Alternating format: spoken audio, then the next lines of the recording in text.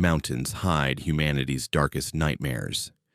These 11 true stories reveal horrors experienced climbers can't explain, voices mimicking loved ones, frozen bodies repositioning themselves, and shelters appearing at impossible altitudes. From Appalachian creatures studying humans to Mount Hood's loops trapping climbers forever, these documented incidents prove wilderness holds unexplainable terrors. If these stories left you questioning reality, subscribe to Haunted Fears. Like this video, comment which story disturbed you most, and hit notifications. These mountains keep secrets. We expose them. Stay safe out there. What would you do if you heard your own voice calling you deeper into the wilderness, knowing you were completely alone? Juliana Thompson never imagined her peaceful solo hiking trip would become the most terrifying experience documented on camera, one that searchers are still trying to explain. I'm sharing this story because it needs to be told, even though the details still give me chills. Names and some identifying details have been changed for privacy, but what happened to Juliana in Olympic National Park is absolutely real. It was October 2019 when Juliana decided she needed a break from her hectic life as a graphic designer in Seattle. She'd been dealing with burnout, relationship stress, and the constant noise of city living. Her therapist had suggested spending time in nature, and Juliana took that advice to heart. She planned a 5-day solo backpacking trip through the remote Whispering Pines section of Olympic National Park, a beautiful but isolated area known for its dense, old-growth forest and limited cell reception. Juliana was experienced. She'd been hiking since college and had done several solo trips before. She was meticulous about preparation. She filed her itinerary with park rangers, packed emergency supplies, carried a satellite communicator, and brought her professional camera equipment to document the journey for her photography blog. Everything about this trip seemed routine. The first 2 days went exactly as planned. Juliana's video log showed her in good spirits, capturing stunning footage of moss-covered trees, crystal-clear streams, and the profound silence of the deep forest. She talked to her camera like an old friend, discussing the peace she felt, how the stress was melting away, and how she was finally sleeping well for the first time in months. On day 3, something changed. In her morning video log, Juliana mentioned hearing something odd during the night. "I kept hearing what sounded like someone calling my name," she said, laughing nervously into the camera. "I know I'm alone out here, and it was probably just wind or an animal, but it was so clear. It sounded exactly like my sister's voice." She brushed it off as her imagination, ate breakfast, and continued on her planned route. But the footage from that afternoon tells a different story. Juliana can be heard, stopping frequently, turning around, asking, "Hello? Is someone there?" The camera captured her growing confusion as she insisted she could hear voices, sometimes multiple voices, calling her name from different directions. "This isn't funny anymore," she said to the empty forest. "If someone's out here, please just show yourself." By evening, Juliana had diverted from her planned campsite. The GPS data recovered later showed she'd wandered nearly 2 miles off trail, heading deeper into a section of the park that rangers rarely patrol. Her video log from that night is difficult to watch. She's visibly shaken, setting up camp in a small clearing, constantly looking over her shoulder. Her hands trembled as she tried to start a fire. "I know what I'm hearing," she said to the camera, her voice tight with fear. "It's my voice. I'm hearing myself calling to me from the trees. I'm not crazy. I know how that sounds, but it's my exact voice, my inflection, everything. And it's getting closer." The video shows her sitting by the fire, barely eating, jumping at every sound. Around what appears to be midnight, she suddenly stands up, staring into the darkness beyond her campsite. "Do you hear that?" she whispers to the camera. The audio is difficult to make out, but there's something, a faint calling sound that does sound disturbingly like her own voice, coming from deep in the forest. Then Juliana does something that experienced hikers know you should never do. She picks up her flashlight and walks toward the sound, camera still recording. "I have to know what this is," she says. "I have to see what's making that sound." The footage from the next several minutes is chaotic, bouncing images of trees, the beam of her flashlight cutting through absolute darkness, heavy breathing, and that voice, always just ahead, always just out of reach, calling, "Juliana, Juliana, this way." She walked for what the timestamp shows was nearly 40 minutes, going deeper and deeper into the forest, following that impossible voice. Suddenly, the footage stops, just black screen. When it resumes, and this is where it gets truly disturbing, it's dawn. Juliana is sitting against a tree and she looks different. Her eyes have a hollow, distant quality. She's staring directly into the camera, and when she speaks, her voice is flat, emotionless. "I found where the voices were coming from," she says. "There's something in these woods that knows us. It knows our voices, our memories, our fears. It showed me things, futures, pasts, I don't know. I saw myself. I saw multiple versions of myself, all calling, all trying to warn me or lead me or I don't understand." She stands up, and the camera angle suggests she's placed it on a rock or log. She's facing a dense section of forest marked by unusually twisted trees. "I'm going to go back in," she says. "I need to understand. If you find this camera, tell my family I love them. Tell them I chose this. Tell them the forest isn't empty. It's full of echoes, and the echoes are hungry." The final footage shows Juliana walking into the tree line. She doesn't look back. The camera kept recording for another 6 hours, showing nothing but that empty clearing and those twisted trees until the battery died. When Juliana failed to check in at her scheduled time, rangers initiated a search.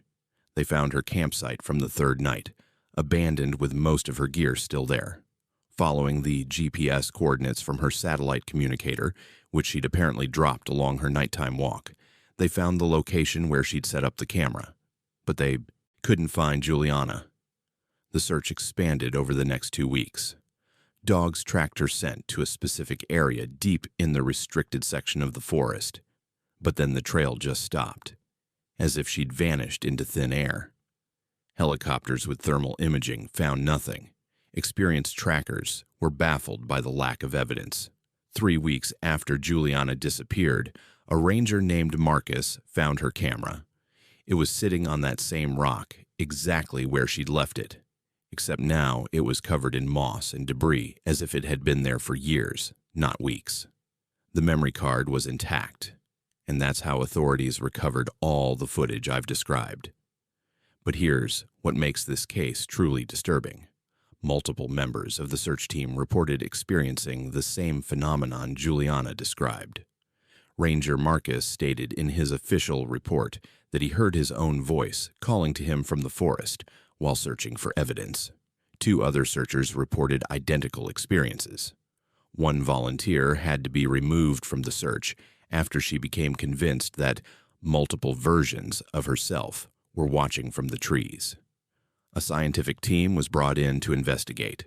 They tested for everything: unusual mineral deposits that might cause hallucinations, gas emissions from volcanic activity, infrasound from geological formations, even toxic mold spores. They found elevated levels of certain fungi known to have mild psychoactive properties, but nothing that could explain the specific, consistent nature of the hallucinations, especially the fact that multiple people heard their own voices calling to them. The area where Juliana disappeared has been closed to hikers ever since. Officially, it's due to geological instability, but rangers I've spoken with tell a different story. They say the closure is because too many people who go into that section report the same thing: hearing themselves, seeing shadows that move wrong, feeling watched by something that understands them too well. Juliana Thompson has never been found. Her case remains open, classified as a missing person under suspicious circumstances. Her family has never stopped searching, never stopped hoping, even though deep down they know something in those woods took her somewhere cameras can't follow and search parties can't reach. Park rangers who work that search still won't talk about it publicly, but in private, they'll tell you they've heard the stories going back decades. Missing hikers in that exact area, abandoned camps, equipment left behind as if someone just walked away mid-task, and always reports of voices in the forest, voices that sound exactly like your own, calling you deeper into the trees. The official explanation remains disorientation due to environmental factors.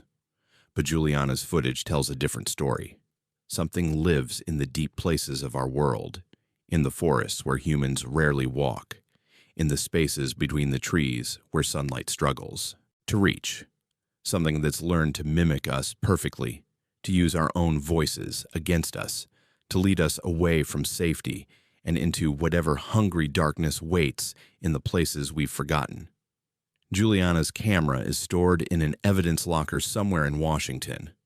Her family was given copies of the footage, but they can't bring themselves to watch it. They remember her as she was, vibrant, creative, full of life. They don't want their last image of her to be those hollow eyes staring into the camera, talking about echoes and hungry forests and versions of herself that shouldn't exist. I think about Juliana often. I think about her walking into those trees, following her own voice, believing she was moving toward understanding.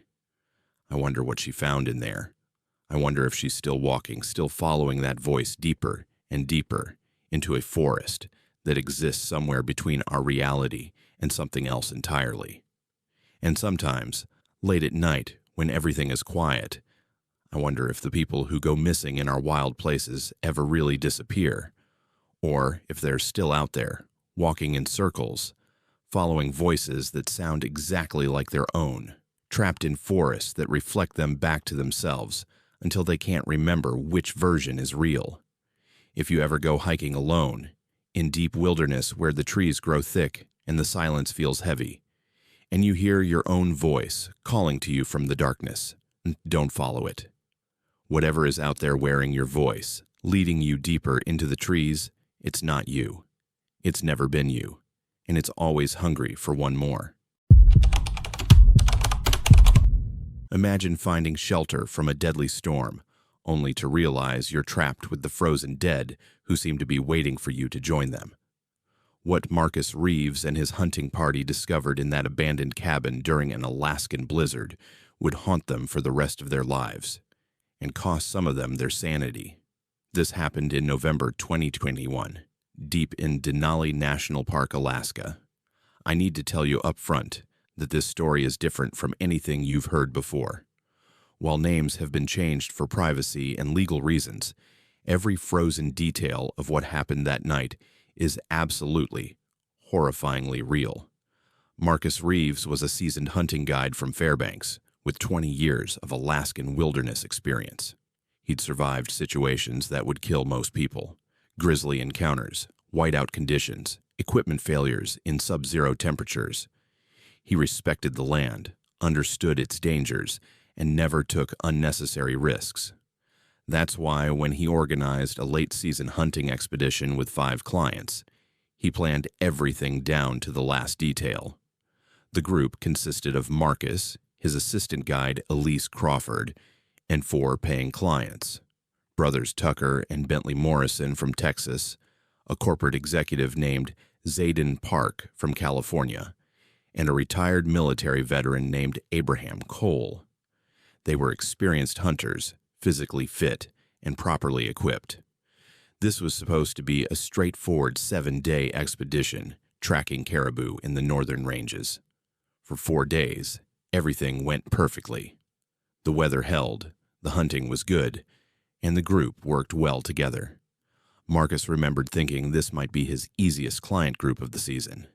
They respected his guidance, followed safety protocols, and seemed genuinely in tune with the wilderness experience they'd paid handsomely for.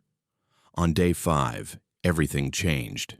The weather service had predicted a cold front, but nothing like what actually hit them. The temperature dropped 40 degrees in less than 3 hours. Winds that had been manageable suddenly transformed into a screaming monster that reduced visibility to 0. Marcus had seen bad weather before, but this was different. This was the kind of storm that killed people, even experienced people, if they didn't find shelter immediately. "We need to get off this ridge now," Marcus shouted over the wind, his words barely audible even to Elise standing right next to him. The group was 3 miles from their base camp, but in these conditions 3 miles might as well have been 300. They needed shelter, and they needed it within the hour, or hypothermia would start making decisions for them. That's when Tucker spotted it through a brief break in the snow, a dark shape about half a mile to the east, nestled against a rock formation. A structure, possibly an old ranger cabin or a trapper's shelter. In Alaska's backcountry, these abandoned outposts sometimes saved lives. Marcus made the call. Immediately, they'd head for the structure and wait out the storm. The half-mile trek nearly killed them. The wind was so strong that Abraham was blown off his feet twice. The temperature had dropped to what Marcus estimated was -30, and that wasn't accounting for wind chill. By the time they reached the cabin, all 6 of them were showing early signs of hypothermia, confusion, slurred speech, loss of coordination. The cabin was old, probably dating back to the 1970s based on its construction. The door was partially blocked by snow, but Bentley and Abraham managed to force it open. The group practically fell inside, desperate for any relief from the killing wind. Marcus fumbled for his flashlight with numb fingers. When the beam cut through the darkness of the cabin's interior, Elise screamed. There were bodies, 5 of them, frozen solid, positioned throughout the single-room cabin in ways that made no sense. One sat at a rough wooden table, hands folded as if in prayer. 2 were standing, actually standing upright, against the far wall, their frozen arms raised as if reaching for something. Another lay in a sleeping bag, perfectly preserved, eyes open and staring at the ceiling. The 5th was crouched in the corner, hands covering its face. "Jesus Christ," Zayden whispered, his voice shaking. "What the hell happened here?" Marcus's guide instincts kicked in despite his shock. "Everyone stay calm. They've been dead a long time. Frozen preservation. We still need shelter. The storm will kill us if we go back out there." It was a horrible choice, but it was the only choice. Stay with the dead and maybe survive, or go back into the storm and definitely die. They pushed the standing bodies, and that's what they were, just bodies, Marcus kept telling himself, to one side of the cabin and set up their emergency camp on the other. Abraham got a fire going in the old wood stove, using some ancient logs stacked in the corner. Slowly, painfully, they began to warm up. But as the temperature inside the cabin rose, things started to get weird. Tucker was the first to mention it, about 2 hours after they'd arrived. "Did that one move?" he asked, pointing at the body slumped at the table. "I swear its head was tilted the other way before." "It's the thawing," Marcus explained, though he felt a cold weight in his stomach. As ice crystals melt, bodies can shift position. It's normal in these conditions. But even as he said it, he wasn't sure he believed it. Elise was checking their supplies when she suddenly backed away from one of the standing bodies. "Marcus," she said quietly, "come look at this." She pointed at the corpse's feet. There were fresh scratches on the wooden floor beneath them, as if the body had recently shifted position. But the scratches led from a different spot, meaning the body had moved several feet from where it had originally been frozen. "That's impossible," Bentley said. "We would have heard it. We would have seen it move." But they all knew what they were seeing. Somehow, these frozen bodies were repositioning themselves. As night fell and the storm continued to rage outside, the situation inside the cabin deteriorated. The temperature had risen enough that they were no longer in immediate danger from hypothermia, but something else was happening. Something that defied explanation. Zayden reported seeing the body in the sleeping bag blink.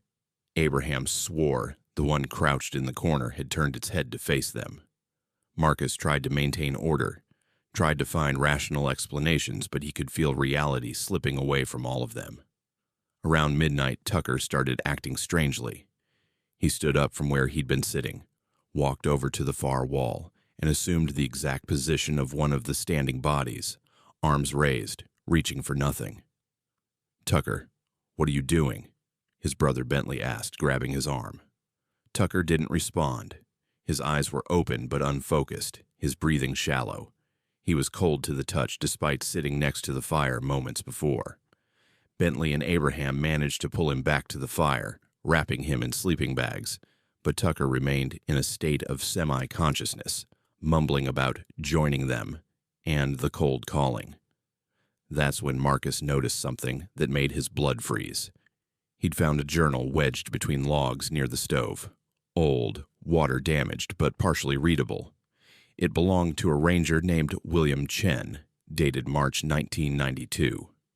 The entries described almost exactly what Marcus's group was experiencing. Chen and his team had taken shelter during a storm. They'd found bodies, frozen, positioned unnaturally. As they waited out the weather, the bodies seemed to move. Then, one by one, Chen's team members started mimicking the positions of the corpses. The final entry was barely legible. Temperature rising, but we're all getting colder inside. The frozen ones aren't dead. They're waiting. They've been waiting for decades.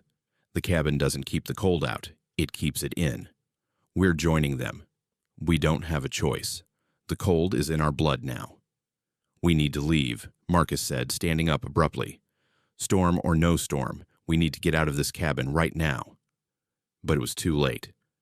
Bentley had assumed the crouched position in the corner, hands over his face, unresponsive. Zayden was lying in the sleeping bag next to the frozen body, staring at the ceiling with the same blank expression. Abraham sat at the table, hands folded, lips moving in silent prayer. Only Marcus and Elise remained conscious and mobile. The storm screamed outside. The fire crackled. And the frozen bodies, all of them now, including Marcus's clients, seemed to be watching. "Elise, we have to go," Marcus said, grabbing emergency supplies. "We have to run. Now." They made a break for it.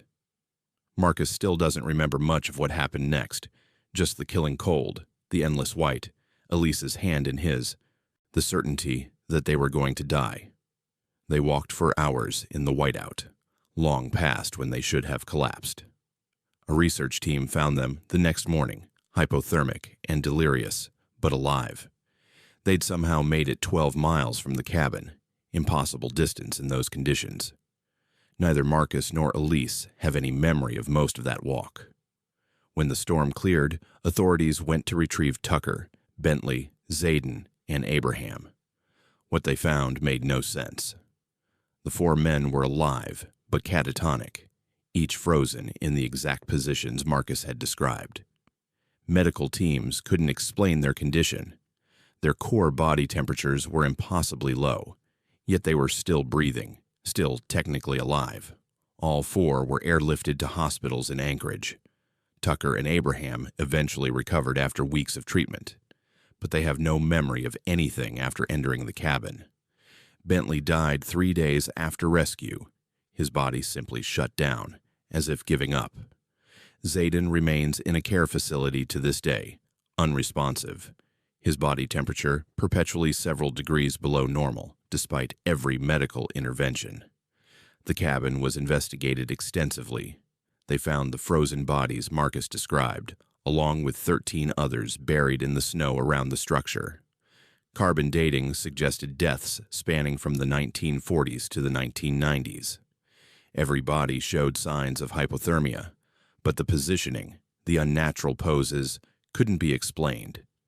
The cabin has been destroyed, burned down by park authorities in a decision that was never officially explained.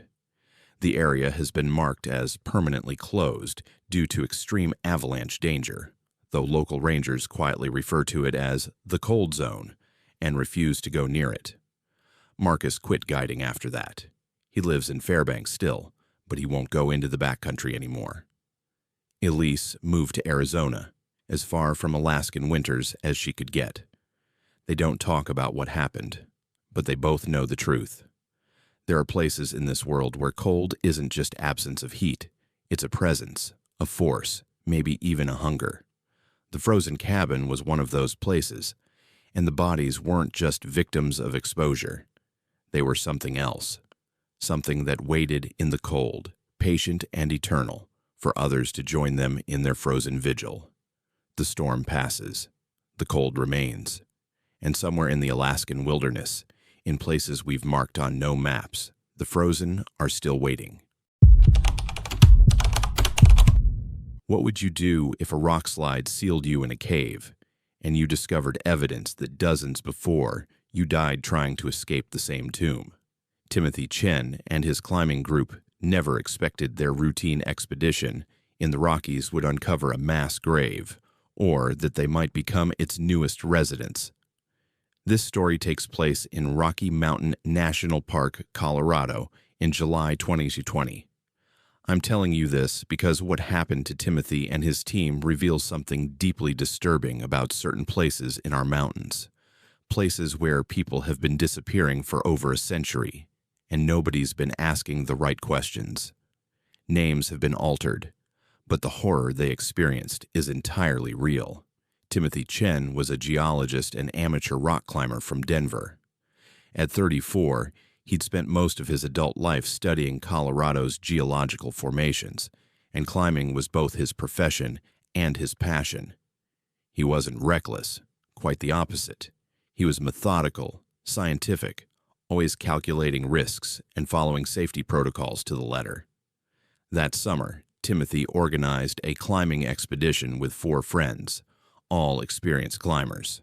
There was Knox Martinez, a paramedic with wilderness rescue training, Nico Petrov, a photographer who specialized in extreme sports documentation, Adonis Wright, a geology graduate student who'd worked with Timothy on several research projects, and Harmony Blake, an environmental scientist and the most technically skilled climber in the group. Their objective was straightforward: explore and document an unnamed rock formation in a remote section of the park that Timothy had identified through geological surveys. The formation showed unusual stratification patterns that suggested interesting mineral composition. It was purely academic: collect samples, take measurements, document with photos, and return home. A 3-day trip, well within their capabilities. The approach took them 2 days of hiking through increasingly rugged terrain. The rock formation, when they finally reached it, was impressive. A massive granite face rising nearly 800 feet with interesting vertical fractures and unusual coloration that got Timothy's scientific mind racing. They set up base camp at the formation's base and planned to begin their ascent the following morning. Day 3 started perfectly. Clear skies, moderate temperature, minimal wind. Knox and Harmony took the lead, setting anchors and running rope lines. Timothy, Adonis, and Nico followed, with Nico stopping frequently to photograph their progress. By mid-afternoon, they'd reached a ledge about 300 feet up, where the rock face showed the most interesting geological features. That's where Adonis noticed something odd. "Tim, look at this," he called, pointing to what appeared to be a narrow opening in the rock face, partially concealed by a precariously balanced boulder. "Is that a cave entrance?" Timothy examined it closely. The opening was natural, probably formed by ancient water erosion. It was narrow, maybe 3 feet wide, but it seemed to extend back into the mountain. His geological curiosity overrode his caution. "Let's check it out. Could be an interesting cavity formation." One by one, they squeezed through the opening. The passage opened into a larger space. Not quite a cave, more like a deep fissure in the mountain's interior. Their headlamps revealed a space about 15 feet wide and extending back into darkness. The air was cold, stale, untouched by outside circulation for possibly thousands of years. Nico was photographing the rock formations when his light caught something that didn't belong. "Guys," he said slowly, "what is that?" In the beam of his headlamp, about 20 feet back into the fissure, was a backpack. Old, weathered, but unmistakably human-made. Next to it was what looked like camping equipment: a sleeping bag, A cooking pot, a lantern. Someone was here, Harmony said, moving closer. But when? This stuff looks ancient. That's when they found the first body. It was skeletal, partially buried under rock debris, wearing the remnants of what looked like early 1900s climbing gear. Next to the skeleton was a journal, protected in a leather case that had somehow survived decades of decay. Timothy picked up the journal with trembling hands. The entries were dated 1924. A climbing party, 4 men, had taken shelter in this fissure during a storm. A rockslide had sealed the entrance. They'd survived for 18 days before the final entry. No way out. God forgive us for what we've considered. The hunger makes monsters of men. We need to leave, Knox said immediately. Right now, this is a death trap. But as they turned back toward the entrance, the mountain decided their fate. The rumble started deep, a vibration they felt in their bones before they heard it. Then came the roar, tons of rock shifting, falling, crushing. The rock slide lasted maybe 30 seconds. When the dust settled and their headlamps cut through the murk, the entrance they'd come through was gone, completely sealed. They were entombed in the mountain. The initial panic was overwhelming. Harmony hyperventilated. Nico started shouting for help, knowing nobody could hear. Adonis just stared at the wall of the rock that now imprisoned them. Timothy and Knox, drawing on their training, forced themselves to think practically. "Everyone, calm down," Knox said firmly. "We have emergency supplies. We have light. We have air. There must be circulation somewhere, or we'd already be suffocating. We're not dead yet." They took inventory. Between their climbing packs and emergency gear, they had food for maybe 3 days, if rationed carefully. Water for 2 days. Their phones had no signal, but Timothy's emergency beacon was transmitting. Help would come. They just had to survive until then. As the initial shock wore off, they began exploring their prison more thoroughly. That's when the true horror revealed itself. The fissure extended much deeper into the mountain than they'd initially thought. As they ventured further, their lights revealed more equipment, more bodies, dozens of them, scattered throughout the expanding cavity, each with their own camping gear, their own journals, their own stories of being trapped by rockslides. The journals painted a nightmarish picture. 1924, 1947, 1963, 1971, 1988, 1995, 2003, 2011. Every few years, sometimes decades apart, another group got trapped. The most recent entry they found was dated 2017, just 3 years earlier.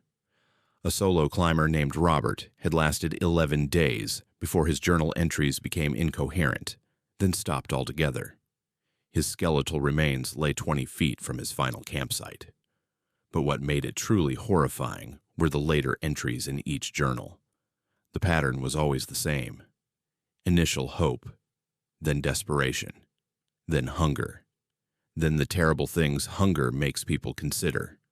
Several journals contained confessions of cannibalism. Others described descent into madness. One, dated 1988, described the writer hearing voices of previous victims, as if the mountain itself was mocking him with echoes of the dead. "This isn't random," Timothy said, his voice hollow. "Look at the rock structure. This formation is unstable by design. The entrance area is perpetually ready to collapse. It's been trapping people for at least a century, maybe longer." Adonis was examining scratch marks on the walls, desperate, futile attempts by previous victims to claw through solid rock. "Some of them tried to dig out," he whispered. "Their fingernails are still embedded in the stone." On day 2 of their entrapment, the psychological warfare began.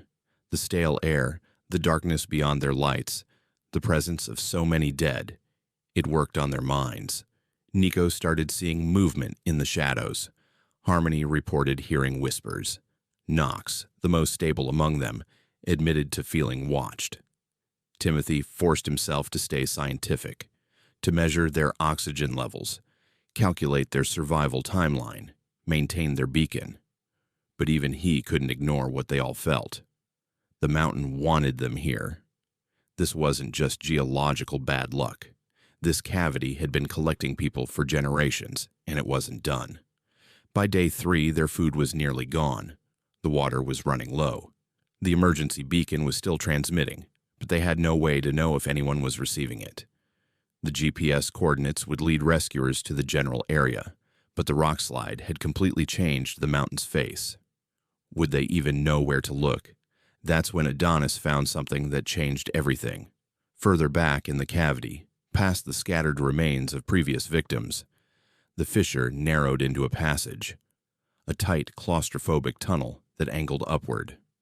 Fresh air, barely perceptible but definitely fresh, was flowing from that direction. "There's another way out," Adonis said, his voice cracking with desperate hope. "There has to be. Why else would there be airflow?" The tunnel was horrific, barely wide enough to squeeze through, with jagged rocks that tore at clothes and skin, but the alternative was staying in that tomb with the bones of everyone who'd given up. One by one, they entered the tunnel. The crawl lasted hours. Sometimes the passage was so tight they had to exhale completely just to move forward. Harmony got stuck twice, panicking until the others talked her through. Nico's light died, leaving him crawling in absolute darkness, following Knox's voice. Timothy, bringing up the rear, felt the weight of the entire mountain pressing down, imagining the tunnel collapsing, sealing them in stone forever. But then, incredibly, impossibly, they saw it. A pinprick of light ahead. Natural light. Sunlight. The exit was a vertical chimney, maybe 40 feet tall, ending in a narrow crack open to the sky. Knox, using the last of their climbing gear, managed to ascend it. Then he dropped rope for the others. One by one, they climbed out of the mountain's throat, emerging into blessed daylight. They'd exited nearly a quarter mile from where they'd entered, on the opposite side of the formation. The mountain had swallowed them on one side and spit them out on the other. Their emergency beacon had been transmitting the wrong coordinates. Search and rescue had been looking in the completely wrong location. All 5 survived physically. Mentally, they're still trapped in that darkness. The authorities investigated, of course. They found the fissure, found the bodies, confirmed everything Timothy's group reported. The rock formation was declared permanently off limits. Official cause: geological instability presenting extreme and unpredictable hazards. But Timothy knows the truth. He's studied those rocks for months since, analyzing their composition, their structure. Scientifically, that formation should have collapsed completely centuries ago. Something is holding it together, keeping that cavity intact, maintaining that trap. The mountain isn't just unstable, it's selective. It chooses who gets trapped and when. 18 sets of remains were recovered from the cavity. 18 climbing parties spanning 96 years. Families finally got closure. Cold cases finally got answers. But Timothy still has nightmares about the journals, about those final desperate entries, about the scratch marks in stone. He thinks about the people who didn't find the tunnel, who gave up, who died surrounded by the bones of everyone who'd come before. He wonders how many other mountains hide similar tombs, collecting climbers decade after decade, patient and hungry and waiting. The mountain let them go. Timothy doesn't know why. Maybe they were lucky. Maybe they found the exit previous victims missed. Or maybe the mountain wasn't done yet. Maybe it was just making room for the next group, the next collection of names and journals, and bones to add to its gallery. Knox doesn't climb anymore. Neither does Harmony. Nico moved to Kansas, as far from mountains as possible. Adonis switched careers entirely. Only Timothy still goes into the mountains, but never alone, and never without thinking about all those people who went in and never came back out. The rock formations are still there, still unstable, still waiting. The official signs say, "Danger, Rockslide area." But they should say something else. They should say, "The mountain remembers. The mountain keeps count. And the mountain is always, always hungry." Imagine realizing that the shadow moving through the trees isn't keeping pace with you by coincidence. It's hunting you. Caden Walsh thought he knew every danger the Great Smoky Mountains could throw at him, until he discovered something that's been collecting hikers for decades, and he was next on its list. This story happened in September 2018, along the Tennessee-North Carolina border in the Great Smoky Mountains. I'm sharing this because what Caden and the subsequent investigation uncovered suggests that some missing persons cases in our national parks aren't accidents or getting lost. There's something far more deliberate and terrifying. Names have been changed, but the evidence is disturbingly real. Caden Walsh was a wildlife biologist from Knoxville, Tennessee, specializing in black bear population studies. At 29, he'd spent 7 years working in the Smokies, often alone, tracking animal movements and collecting data. He was comfortable in the wilderness, experienced with wildlife encounters, and had faced down aggressive bears more than once without panicking. He wasn't someone who scared easily. That September, Caden was conducting a routine survey along a remote section of the Appalachian Trail, an area known for minimal foot traffic and dense forest coverage. His assignment was straightforward. Check trail cameras he'd installed 3 months earlier, collect data on bear activity, and replace batteries and memory cards. A simple 2-day solo trip through familiar territory. The first indication something was wrong came on day 1, around mid-afternoon. Caden was reviewing footage from his first trail camera when he noticed something odd. The camera was motion-activated, designed to capture animals passing through the frame. Most of the footage showed exactly what he expected. Deer, wild turkeys, a few black bears, raccoons at night. But there was something else. In multiple clips, at different times over the past 3 months, there was a figure. Tall, abnormally tall, maybe 8 feet, moving through the background of shots, always at the edge of the frame, always slightly out of focus. The movement pattern was wrong. It didn't move like a bear on hind legs. It didn't move like anything Caden had ever seen. He downloaded the footage to his laptop, thinking it might be camera glitches or shadows. But as he reviewed more cameras, he found the same figure appearing in footage from multiple locations, spanning miles of terrain. Whatever this thing was, it had range. It was mobile, and it seemed to be following the same trails Caden used for his research. That night, camping at a designated backcountry site, Caden couldn't shake the feeling of being watched. He'd experienced this before, the natural wariness that comes from being alone in bear country. But this was different. This was specific, directional. He kept turning to look at the tree line to his east, where the sensation seemed strongest. Around 10 p.m., his headlamp caught something. Just for a second, maybe 30 yards out between 2 large oaks. A shape. Tall. Humanoid. Definitely not a bear. It didn't move when his light hit it. It just stood there, partially obscured by trees, watching. Caden's training kicked in. He grabbed his bear spray and his satellite phone, keeping his light trained on the spot. "Hello?" he called out, thinking maybe it was another hiker, though every instinct screamed that it wasn't. "You need to identify yourself. This is a restricted research area." No response. The shape remained motionless for perhaps 30 seconds. Then it moved, but not away. It moved laterally, smoothly, impossibly fast, disappearing behind the tree line to the north. Caden heard no footsteps, no breaking branches. Just that fluid, silent movement. He didn't sleep that night.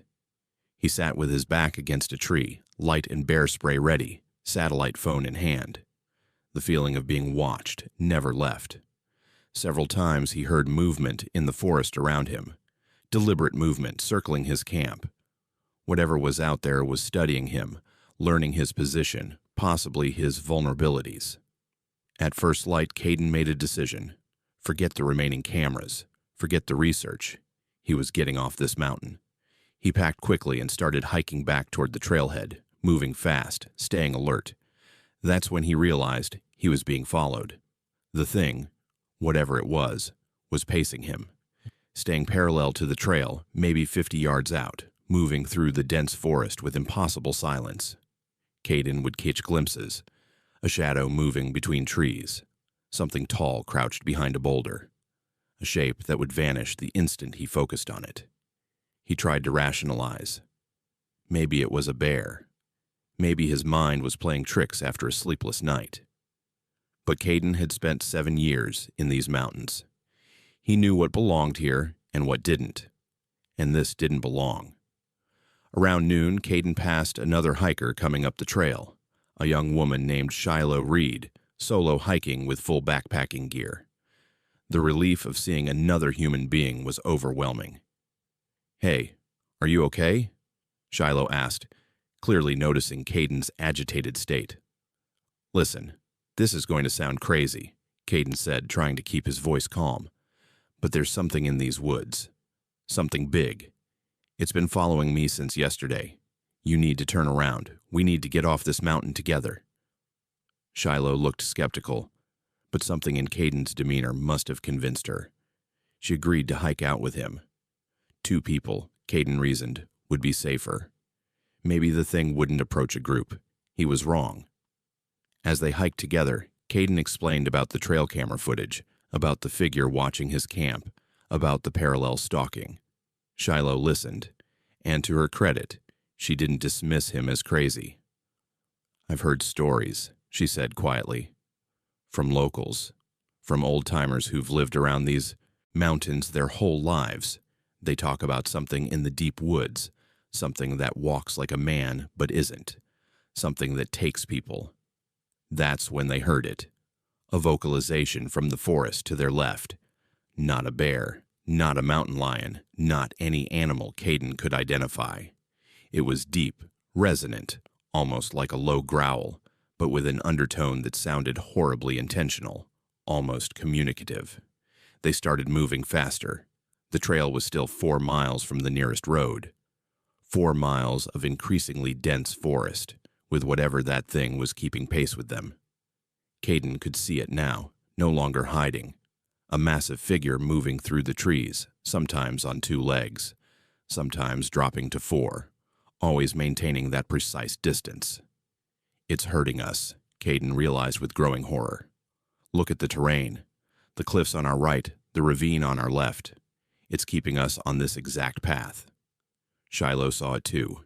The thing wasn't just following, it was directing them, cutting off alternative routes, forcing them deeper into a section of forest that got progressively more isolated. They were being driven somewhere specific. That's when Caden made a critical decision.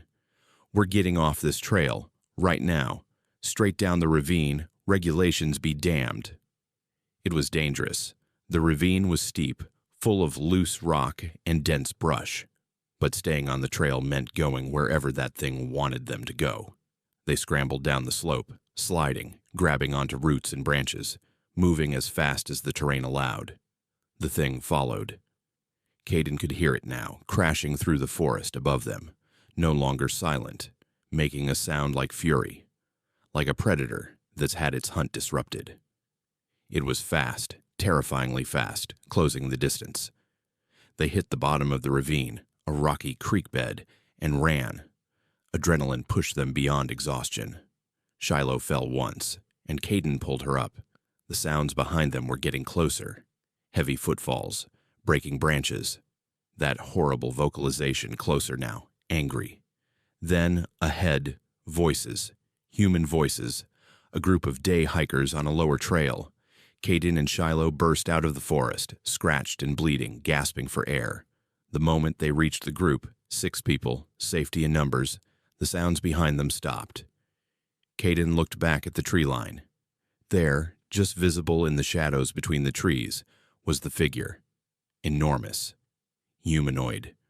Covered in dark hair. And it was watching them with an intelligence that was unmistakable. It had lost this hunt, but there would be others. Park rangers were called. Caden's trail camera footage was reviewed. A search team was assembled.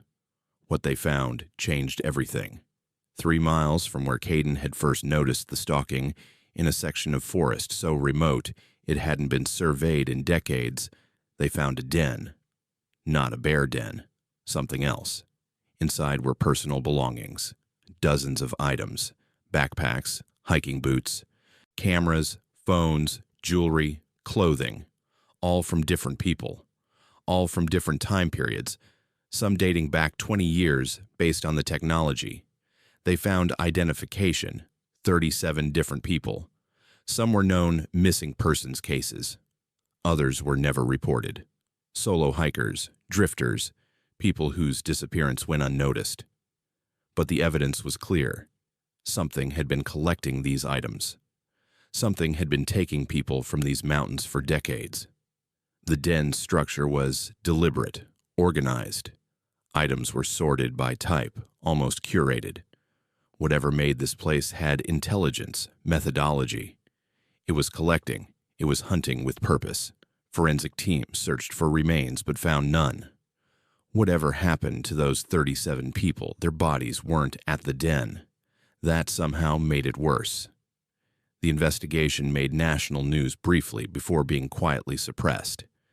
The official statement said, "Evidence of potential foul play under investigation," and the area was closed indefinitely. But rangers who worked the case leaked the truth. The den showed signs of recent activity, fresh disturbance. The thing that had stalked Caden was still active, still hunting, still collecting. Caden quit his job. He moved to Atlanta, to the urban sprawl, as far from wilderness as he could get. He still has the trail camera footage, hours of that massive figure appearing in the background of shots, always watching, always following the paths Caden walked for his research. It had been studying him for months before it finally made its move. Shiloh still hikes, but never alone, never in the Smokies, and never without a gun. She says Caden saved her life by trusting his instincts, by getting off that trail when he did. The missing persons cases associated with the den items remain officially unsolved. Families got belongings back, but no answers, no closure. The investigation quietly closed after 6 months, with no suspects, no leads, no explanation for the organized collection of 37 people's possessions in a den that couldn't have been made by any known animal. But Caden knows the truth. So do the rangers who worked that case, the ones who saw the den, who reviewed all his footage, who heard the vocalizations recorded on his equipment. They know something lives in the deep places of the Appalachian Mountains, something that walks the line between animal and something else, something that's learned to hunt humans with patience and intelligence that rivals our own. The trail cameras are still out there, the ones Caden never retrieved. Sometimes he wonders if they're still recording, still capturing that figure moving through the forest, still documenting its hunts, still collecting evidence of the thing that's been taking people from our mountains while we blame bears or weather or human error. The Great Smoky Mountains attract millions of visitors every year. Most have wonderful, safe experiences, but some, a very few, encounter the Watcher. Most of those people never make it out to tell the story. Caden and Shiloh did. They got lucky. They made the right decisions at the right moments. They escaped a predator that's been perfecting its craft for generations. The thing is still out there. The investigation's closure doesn't change that. The area reopened after a year with increased ranger presence and new safety warnings. But warnings don't stop it. Rules don't stop it. It was there before we built the trails, before we created the park, before we ever thought these mountains belonged to us. And it will be there long after we're gone, patient and intelligent and hungry, collecting the people who wandered too deep into its territory. The Watcher isn't a myth. It's documented, it's real, and it's still watching. Have you ever heard your own screams coming from the future, warning you about a death that hasn't happened yet? Cyrus Brennan and his expedition team experienced something in the Swiss Alps that shattered every law of physics and time, and left some of them trapped between moments, unable to fully return to our reality. This incident occurred in January 2019 on the Eiger North Face in Switzerland. What I'm about to share defies rational explanation, but it's been documented by multiple witnesses, investigated by Swiss authorities, and remains one of the most disturbing cases of temporal anomaly ever recorded. Names have been altered for legal protection, but the phenomenon itself is horrifyingly real. Cyrus Brennan was a professional mountaineer from Boulder, Colorado, with 15 years of alpine climbing experience across 6 continents. At 37, he'd summited Everest twice, K2 once, and had led dozens of expeditions through the world's most dangerous peaks. He wasn't a thrill seeker. He was a calculated professional who understood risk management and respected the mountain's power. That January, Cyrus was guiding a small commercial expedition up the Eiger's North Face, one of the most technically challenging climbs in the Alps. His team consisted of 3 paying clients and 1 assistant guide. The clients were all experienced climbers: Victor Castellano, a surgeon from Madrid; Gavin Moore, a former Special Forces operator from Australia; and Alessia Romano, an Italian engineer and accomplished alpinist. The assistant guide was a young Swiss climber named Ronan Fischer, who'd grown up in these mountains and knew every route intimately. The weather forecast was acceptable, cold but stable, with no significant storm systems predicted for their climbing window. They'd planned a 5-day ascent, taking a well-established route that, while dangerous, was within the capabilities of everyone on the team. Everything about this expedition was by the book. The first 2 days went flawlessly. They made good progress, the team chemistry was excellent, and everyone performed exactly as expected. They bivouacked at established camps, maintained radio contact with base, and stayed on schedule. Cyrus remembered thinking this might be one of his smoothest Eiger expeditions. On day 3, they were ascending a particularly technical ice pitch around 11,000 feet when it happened. The sound came first, a deep, catastrophic rumble from above. Avalanche. A massive section of the upper face had released, sending thousands of tons of snow and ice directly toward their position. "Avalanche! Take cover!" Cyrus screamed, though there was nowhere to go. They were on open face, completely exposed. The wall of white death was perhaps 30 seconds away. This was it. The moment every mountaineer knows is coming but hopes never arrives. But then something impossible happened. Cyrus heard screaming, not from his team. They were silent, frozen in terror. The screaming was coming from above, from within the avalanche itself. And the voices were familiar. Horrifyingly familiar. It was his own voice, and Victor's, and Alessia's. All of them screaming, calling out warnings in perfect detail. Cyrus, clip left. The center anchor fails. Victor, your rope. Check your rope. Alessia, don't trust the ice shelf at the bivouac. The avalanche hit them with the force of a freight train. Cyrus felt himself tumbling, the world becoming white chaos, unable to breathe, unable to orient. He was certain he was dying. This was the end. And then it stopped. Cyrus opened his eyes. He was lying in snow, but he was alive. The rest of the team was scattered around him, also alive, also conscious, all staring at each other in complete disbelief. They should have been dead. That avalanche should have swept them off the mountain entirely. Did you hear that?" Alessia whispered, her voice shaking. "Did you hear the voices?" Everyone nodded. They'd all heard it. Their own voices screaming from within the avalanche, giving specific warnings about dangers that hadn't happened yet. Ronan checked his watch and went pale. "That's impossible," he said quietly. "Look at your watches. All of them." Every watch on the team showed the same thing. They'd lost 4 hours. The avalanche had hit at 2:17 p.m., according to their last time check. Now it was 6:43 p.m., but none of them had any memory of those 4 hours. One moment they were being hit by the avalanche. The next they were waking up in the snow, and 4 hours had simply vanished. "We need to get off this mountain," Victor said, checking himself for injuries and finding none. Something is very wrong here. But as they began to move, the strangeness intensified.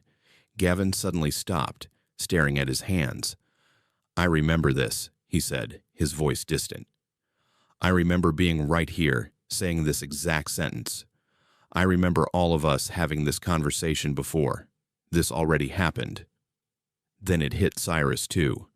A wave of déjà vu so powerful it nearly knocked him over. He'd lived this moment before. He remembered the rest of this day. He remembered what came next, and what came next was terrible. Nobody clip to the center anchor, Cyrus said urgently.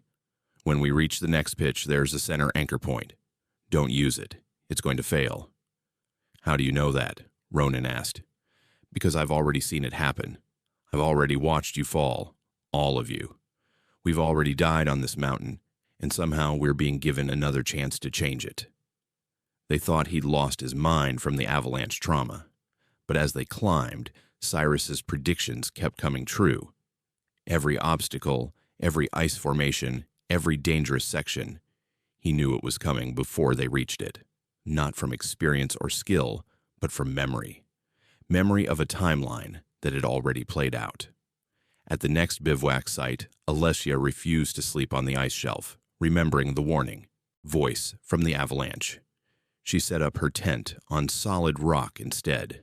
At 3 a.m., the ice shelf collapsed, exactly as the voice had predicted. If she'd been sleeping there, she would have fallen 2,000 feet. The team was experiencing it now, too. They all had memories, fragmentary, inconsistent, of events that hadn't happened yet. Victor remembered Gavin getting frostbite on his left hand and losing 3 fingers. But Gavin, warned by that future memory, kept his hand properly protected. The frostbite never occurred. Ronan remembered Cyrus falling into a crevasse on day 4.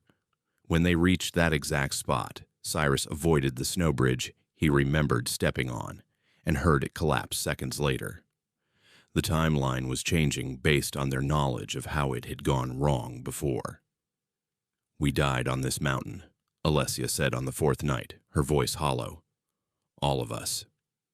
We died in that avalanche, or in the aftermath. And somehow we're caught in some kind of loop, reliving it, trying to survive. But the phenomenon was getting worse.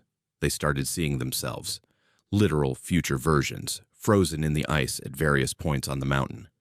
Cyrus saw his own corpse wedged in a crevasse, exactly where he would have fallen if he hadn't avoided that snow bridge. Victor found his own frozen body near an anchor point, neck broken from a fall. This is what happens if we make the wrong choices, Gavin realized. These are the timelines where we failed. We're seeing all the versions of ourselves that didn't make it. The mountain had become a gallery of their own deaths. Dozens of variations, different failures, different moments where they'd made fatal mistakes. Some of the bodies looked weeks dead. Some looked fresh. Some showed injuries they hadn't even encountered yet. On day 5, approaching the summit, they found the most disturbing evidence yet. A campsite, their campsite, with their exact equipment, their names on the gear. But the camp was abandoned, partially buried in snow, and there was a journal, written in Cyrus's handwriting. The entries described their expedition, but the dates were wrong. They were from 3 weeks in the future. The final entry read, "This is the 7th loop. We keep trying to summit. We keep dying in different ways. The avalanche showed us our screams from the future because we're trapped in time, reliving this climb over and over. I don't think we ever actually survived it. I think we died in that first avalanche, and this is some kind of purgatory. We're going to try again tomorrow. Maybe this time we'll finally make it out. We need to abort," Victor said firmly. "We need to descend right now, not summit. Descend." But Alessia was staring up at the summit, only 800 feet away. What if that's the key? What if we have to summit to break the loop? What if the only way out is forward? They argued for hours. Half the team wanted to descend. Half wanted to push for the summit. Finally, they made a decision that would haunt them forever. They split up. Cyrus, Victor, and Ronan would descend. Alessia and Gavin would attempt the summit. The descent team made it down. It took 3 brutal days, but they reached base camp, contacted authorities, and were evacuated. They were alive. They'd escaped the mountain. But the time anomalies continued.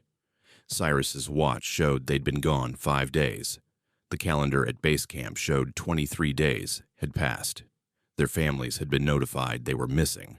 A search and rescue operation had been underway for over 2 weeks. Alessia and Gavin were never found. Search teams scoured the upper mountain for months. No bodies, no equipment, no trace. They simply vanished somewhere between that final camp and the summit. But here's where it gets truly disturbing. 6 months after the expedition, Victor received a postcard from Alessia, postmarked from Grindelwald, Switzerland, dated 3 days after they'd supposedly split up. It showed the Eiger summit and had one sentence: "We made it to the top. We're still trying to find our way down. How many times have you lived this day?" Cyrus still gets them too. Postcards, emails, even phone calls that disconnect when he answers. All from Alessia and Gavin, all describing the summit, the view, the achievement, all suggesting they're still up there, still trapped in some kind of temporal loop, still trying to descend from a summit they reached in a timeline that may not actually exist. The Swiss authorities investigated thoroughly. The avalanche was real, confirmed by seismic monitors. The 4-hour time gap was documented. Their emergency beacons went silent and then resumed, with a 4-hour gap in transmission. The future journal was real. Forensic analysis confirmed it was Cyrus's handwriting, but the paper hadn't been manufactured yet when the expedition began. Ronan won't climb anymore. He moved to Geneva, works in an office, and refuses to even look at mountains.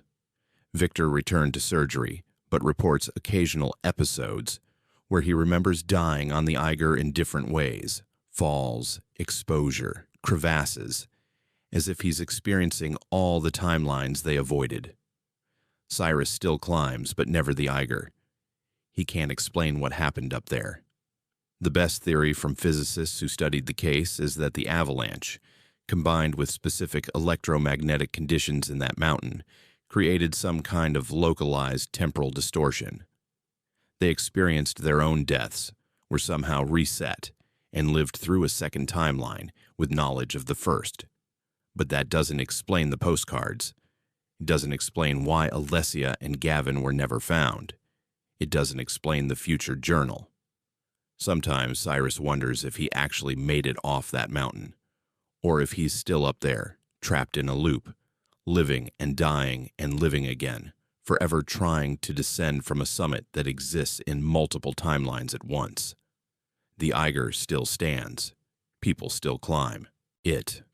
Most have normal expeditions, but sometimes, very rarely, climbers report hearing screams from within avalanches, screams that sound like their own voices, warning them about deaths that haven't happened yet. And sometimes, those climbers are never seen again. Not dead, just missing. Caught somewhere between timelines, between the moment they died and the moment they survived, forever trapped in the mountain's temporal maze. Cyrus keeps every postcard Alessia sends. The most recent one arrived last month. It says, "Summit Day 247. Still trying to descend. Time works differently up here. Are you still alive down there, or are you one of the frozen versions we keep passing?" He doesn't know how to answer, because honestly, he's not sure anymore which timeline is real, the one where he survived, or one of the dozens where he's still frozen on that mountain. Just another corpse, warning future versions of himself about the choices that lead to death. The avalanche echoes, time loops. And somewhere in the Swiss Alps, 2 climbers are still trying to find their way home from a summit they may have reached in a future that's already become the past. They say the dead don't speak, but what if an entire town of ghosts didn't know they were dead and insisted you were the intruder in their world? When Oscar Reed and his urban exploration team entered the abandoned mining town of Silver Peak in Colorado's San Juan Mountains, they discovered that some places refused to stay buried, and some residents refused to leave. This happened in August 2022 in one of the most remote sections of the San Juan mountain range. What I'm about to describe has been investigated by geological surveyors, toxicologists, and psychiatric professionals, all trying to explain how 6 people experienced the exact same impossible hallucination. Names have been changed, but the phenomenon, and the terror it caused, is absolutely real. Oscar Reed was a documentary filmmaker from Portland, Oregon, specializing in abandoned places and forgotten American history. At 42, he'd explored hundreds of ghost towns, derelict buildings, and industrial ruins across the country. His YouTube channel had over 2 million subscribers who loved his respectful approach to urban exploration. Never vandalism, always historical context, treating abandoned places as the cultural artifacts they were. That summer, Oscar assembled a crew for what he hoped would be his most ambitious project yet, a comprehensive documentary about Silver Peak, a silver mining town that had thrived in the 1880s before being completely abandoned in 1891 under mysterious circumstances. Historical records were sparse, but what existed suggested the entire population, estimated at around 300 people, had simply walked away from the town in a matter of days, leaving everything behind. Oscar's team consisted of 5 people carefully chosen for their expertise. There was Lane Montgomery, his director of photography and technical specialist, who handled all the camera equipment. Derek Silva, a historian and researcher who'd spent months compiling information about Silver Peak. Miriam Chen, their audio engineer and sound designer. Collins Wright, a structural engineer who assessed building safety before they entered. And finally, Palmer Hayes, a geologist interested in the mining operations and mineral composition of the area. They'd planned a 4-day expedition, hike in with camping gear and filming equipment, document the town systematically, collect geological and historical samples, and hike out. The town was 9 miles from the nearest Forest Service road, accessible only by a difficult trail that explained why it had remained largely undisturbed for over a century. The hike in took a full day.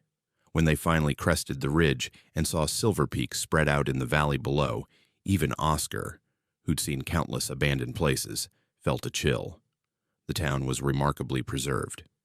Wooden buildings still stood, many with roofs intact. A church steeple rose from the center of town. They could see what looked like a main street with storefronts on either side. It was like stepping back in time. "This is incredible," Derek said, already filming with his phone. "Most ghost towns this old are just foundations and debris. This looks like people left yesterday." They made camp on the outskirts of town as the sun set, planning to begin their systematic documentation the following morning. Oscar remembered that first night as peaceful. A beautiful mountain evening, clear stars, the sound of a nearby stream. Nothing about it felt wrong or dangerous. But Collins mentioned something odd as they were settling in for the night. "Did anyone else smell smoke earlier? Like wood smoke, cooking fires?" Everyone had. They'd assumed it was their own campfire, but Collins pointed out they hadn't started their fire until after they'd smelled it. Oscar dismissed it as another campfire somewhere in the wilderness, though they'd seen no other hikers. Day 2 started with perfect weather and high spirits. They divided the town into sections and began systematic documentation.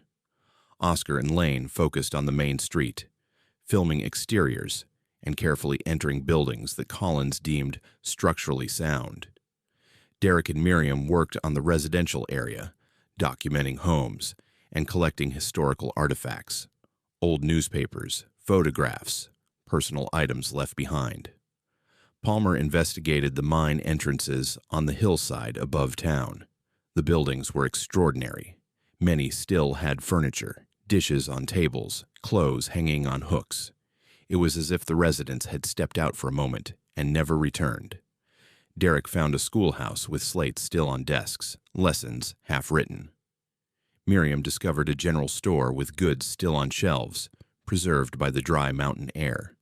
But around mid-afternoon, things started to feel off.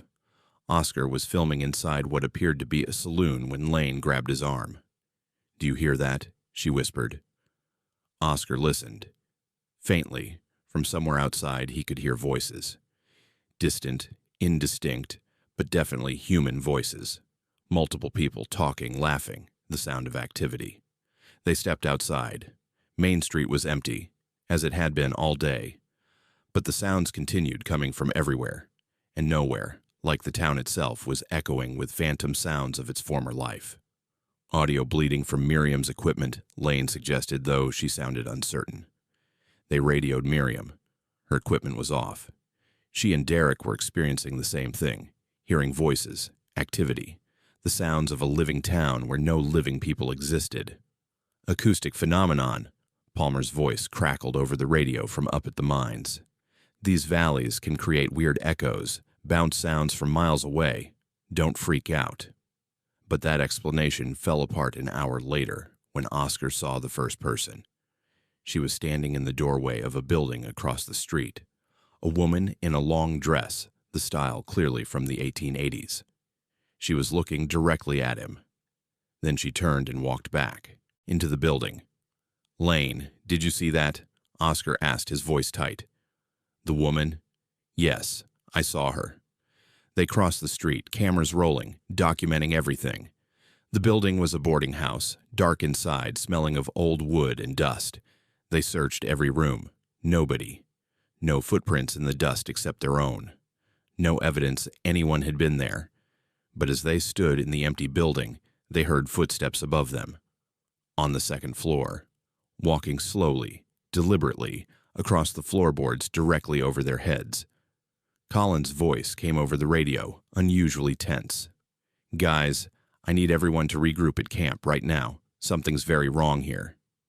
When the team assembled, everyone had similar stories. Derek had seen multiple people, men in work clothes, children playing, all in period-appropriate clothing, all behaving as if the town were still inhabited. Miriam had recorded audio of conversations, of music, of daily life, sounds that shouldn't exist. Palmer had encountered a group of miners at the entrance to the main shaft who'd looked at her with confusion and asked her what she was doing on their mountain. "Mass hallucination," Colin said, though he looked shaken. "There's got to be something environmental. Gas from the mines, maybe. Toxic mold spores. Something's affecting all of us." Palmer shook her head. "I tested air quality at every mine entrance. Nothing unusual. Normal atmospheric composition." As evening fell, the phenomenon intensified. The sounds of town life grew louder, more distinct. They could hear conversations now, individual voices, the clatter of wagons, the ring of a blacksmith's hammer. And they could see people, dozens of them, maybe hundreds, moving through the streets, going about their business, as if it were a normal evening in 1880 Silver Peak. "We need to leave," Miriam said. "Right now. This is beyond anything we can explain." But Oscar, compelled by documentary instinct, wanted to understand. "We document this. Whatever this is, hallucination, paranormal, environmental anomaly, we document it. This is the most extraordinary thing I've ever experienced." So they stayed, and as night fell completely, Silver Peak came fully alive. The town was bustling. They could see people in every building, on every street. The saloon had patrons. The church had congregants. Children played in the street, and none of them seemed to notice Oscar's team. Or, when they did notice, they looked confused, even alarmed, as if Oscar and his crew were the ghosts, the anomalies that didn't belong. Derek approached a man standing outside the general store, a solid, real-looking person in period clothing. "Excuse me, can you tell me what year it is?" The man looked at him oddly. "Year. It's 1891, friend. You feeling all right?" "What month?" "October. October 15th, 1891. You sure you're all right? You look strange. Your clothes." The man reached out as if to touch Derek's jacket, but his hand passed through it like Derek wasn't physically there. The man recoiled in horror. "What are you? What manner of spirit?" Then he was gone. Just vanished, mid-sentence.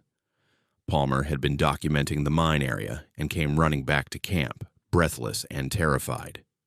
I found journals in one of the mine offices from 1891. They describe exactly what we're experiencing. Explorers came to the town after it was abandoned and saw it full of people. The residents thought the explorers were ghosts. Both groups thought the other wasn't real. Oscar's mind was reeling. So, we're seeing the past, some kind of time slip. Or they're seeing the future, Lane said quietly. Maybe time is thin here. Maybe this place exists in multiple moments simultaneously. The town's atmosphere was changing. The residents were noticing them now, pointing, gathering, looking frightened. A group was forming near the church, townspeople with concerned, fearful expressions, talking urgently among themselves. Then a woman, well-dressed, possibly the schoolteacher or minister's wife, approached their camp. She looked solid, real, completely three-dimensional. "You need to leave," she said, her voice clear and urgent. "We don't understand what you are, but your presence is causing distress. The children are frightened. Please, leave our town." "Your town was abandoned in 1891, Oscar said gently. "It's 2022 now. You've been gone for over 130 years. The woman's face showed confusion, then fear. "That's impossible. Today is October 15th, 1891. The town is thriving. You're the ones who aren't real. You're some kind of vision. A warning, perhaps. Or demons. Please leave." Collins pulled Oscar aside. "We need to go. Look at them. They're organizing. They think we're a threat." He was right. More townspeople were gathering, and their expressions were shifting from fear to anger. Someone had grabbed what looked like a torch. Others had tools that could be weapons. The team packed frantically by flashlight as the phantom town's residents surrounded their camp at a distance, watching, murmuring among themselves. It was surreal, packing modern camping equipment while being watched by people from 1891 who thought they were the ones experiencing something impossible. They hiked out that night, a dangerous decision in mountainous terrain, but staying felt more dangerous. The lights of Silver Peak followed them for miles. Lanterns, torches, the glow of a town that shouldn't exist. They could hear bells ringing, possibly an alarm, possibly calling the town together to deal with the strange visitors. The hike out took 12 hours of brutal night hiking, but none of them wanted to stop, wanted to camp anywhere near that valley. When they finally reached the Forest Service road where their vehicles were parked, it was dawn. They were exhausted, scratched up, and psychologically shattered. The review of their footage was even more disturbing. Everything they'd seen was on camera. The people, the buildings, lit from within, the conversations. Hours of footage showing a fully inhabited 1880s mining town. Audio recordings of period-appropriate conversations, music, town life. This wasn't internal hallucination, it was documented, recorded, reproducible evidence. Oscar submitted everything to experts. Toxicologists analyzed air samples Palmer had collected. Nothing unusual. Geologists studied the mineral composition looking for hallucinogenic compounds, normal granite and silver ore. Psychologists interviewed the team separately, looking for shared delusion. Everyone's accounts matched perfectly, and none showed signs of psychosis. The most interesting analysis came from a physics professor who specialized in temporal mechanics. His theory: certain geological formations, combined with specific mineral compositions and electromagnetic conditions, might create localized distortions in space-time. Silver Peak might exist in a kind of temporal loop, where October 15th, 1891 plays out eternally, and occasionally that loop becomes visible to people in other timeframes. "You weren't seeing ghosts," the professor explained. "You were seeing actual people, living their actual lives on October 15th, 1891. And they saw you, people from their future, incomprehensible and terrifying.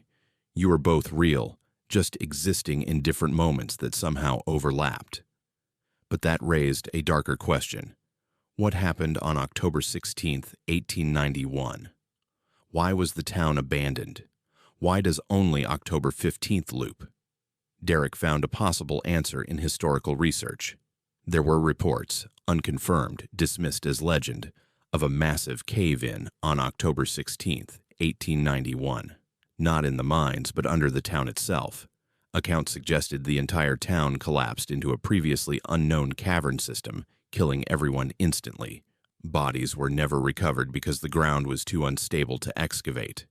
If true, then Silver Peak's residents weren't in a time loop. They were trapped in their last day alive, living October 15th forever, with no knowledge of what was coming the next day. They couldn't move forward in time because there was no October 16th for them, just death and collapse. Oscar never released the documentary. The footage was too disturbing, raised too many questions, and he felt it would be disrespectful to the people they'd encountered, whether they were ghosts, temporal echoes, or people trapped in time. The raw footage sits in his archive, unwatched. None of the team members have returned to that valley.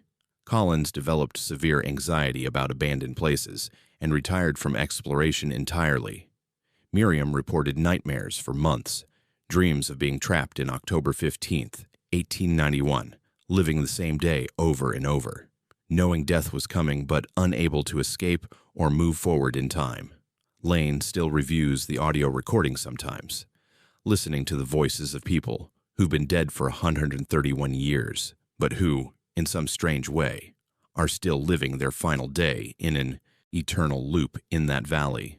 One recording haunts her particularly, a child's voice asking her mother, "When will tomorrow come? Why does it always stay today?" Palmer submitted her geological findings to academic journals, but without revealing the source location. She's convinced that Silver Peak isn't unique, that there are other places where time has folded, where specific days loop eternally, where the past and present can briefly overlap. Derek wrote a book about the experience, changing all identifying details, presenting it as speculative fiction rather than documentary fact. It was published to modest success, though readers who knew the truth recognized the reality beneath the fiction. Oscar still has one artifact from Silver Peak, a photograph he found in the schoolhouse showing a class of children from 1891. He looked at the faces of those children in the photograph and then remembered seeing those same children playing in the streets, living out their final day before the earth opened up and swallowed them whole. They were real. They are real, in some way, still living in that valley. The official position of the National Forest Service is that Silver Peak is too structurally dangerous for public access. The entire valley has been closed, officially due to unstable mine shafts and collapse hazards. They won't confirm or deny what Oscar's team experienced. But occasionally, hikers who ignore the closure warnings report strange things. Hearing voices in an empty valley, seeing lights where no town should be, encountering people in old-fashioned clothing who seem confused by modern hikers and their equipment. Most dismiss it as imagination or the high-altitude effects on perception. But Oscar knows better. Silver Peak is still there, still inhabited, still living October 15th, 1891 on eternal repeat. The residents go about their lives, unaware that they're trapped in time, unaware that tomorrow will never come, unaware that they've been dead for over a century, but are somehow still alive in a single day that refuses to end. And every October 15th, Oscar wonders if somewhere in that mountain valley, those people are still seeing the strange visitors from the future, still frightened by the ghosts from 2022 who invaded their town and insisted they were the ones who weren't real. Time is not as linear as we think. Places like Silver Peak prove that. Some moments are stronger than others, more permanent, refusing to fade into memory. And in those places, the past isn't really past. It's present, ongoing, eternal. The dead don't always know they're dead. And sometimes the most terrifying haunting isn't ghosts appearing in our world. It's us appearing in theirs, intruders in a moment that should have ended 131 years ago, but somehow never did. Silver Peak is still there, Still living, still dying, forever trapped on the day before everything collapsed. And if you're unlucky enough to find that valley, you might see them too. An entire town of people living their last day on infinite repeat, greeting you with fear and confusion, insisting you're the ghost in their world. Because in Silver Peak, you are. Picture this. You're part of a rescue team climbing through a blizzard to save lost hikers.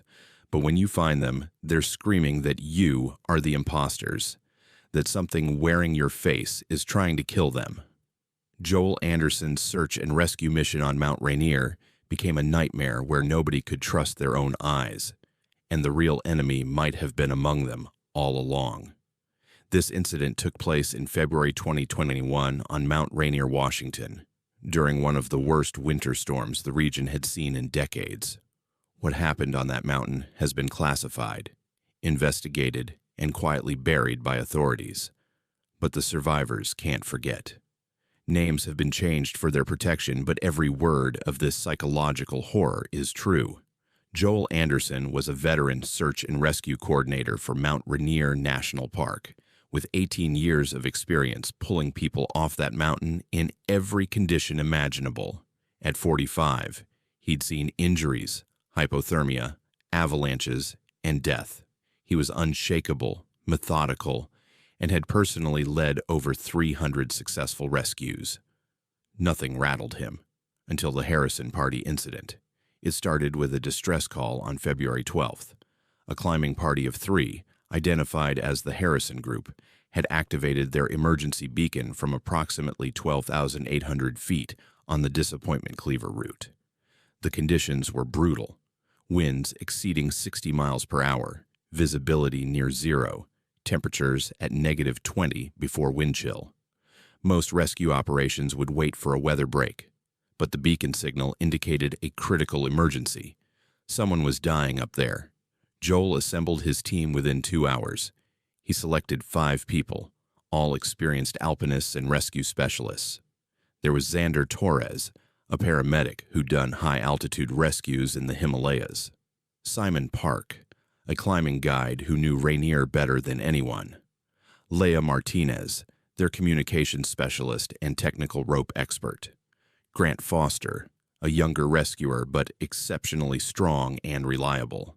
And Rory Kim, a wilderness EMT with cold weather survival expertise. The plan was straightforward. Reach the Harrison Party's last known position, assess injuries, provide immediate medical care, and either assist them down or call for helicopter evacuation if weather permitted. They carried enough gear for a worst-case scenario: bivouac equipment, extensive medical supplies, extra food and fuel. Everything by the book. The ascent took 6 hours of brutal climbing through the storm. Visibility was so poor, they were roped together, following GPS coordinates and Joel's intimate knowledge of the route. The wind was constant screaming, making communication nearly impossible even with radios. But they pushed on because that's what rescue teams do. They go when others can't. They found the Harrison Party's camp at approximately 9 p.m., 3 tents positioned in a reasonably sheltered spot behind a rock outcropping. The emergency beacon was still transmitting. Joel's team approached, calling out, announcing themselves as search and rescue. The response was immediate and terrifying. Screaming, absolute panic. One of the tents exploded open, and a person came scrambling out. A woman, mid-30s, wild-eyed, and clearly hypothermic. She saw Joel's team and started screaming louder, backing away, waving an ice axe defensively. "Stay away from us. You're not real. You're not real," she shrieked. Joel raised his hands, trying to project calm. "Ma'am, we're search and rescue. You activated your beacon. We're here to help. I'm Joel Anderson with Mount Rainier SAR." "Liar," she screamed. "You already came. You're already here. I don't know what you are, but you're not them. Stay away." The other 2 members of the Harrison Party emerged from their tents, 2 men, both in similar states of panic and confusion. One of them stared at Joel's team with horror. "There's 6 of you now," he said, his voice breaking. There were 6 before.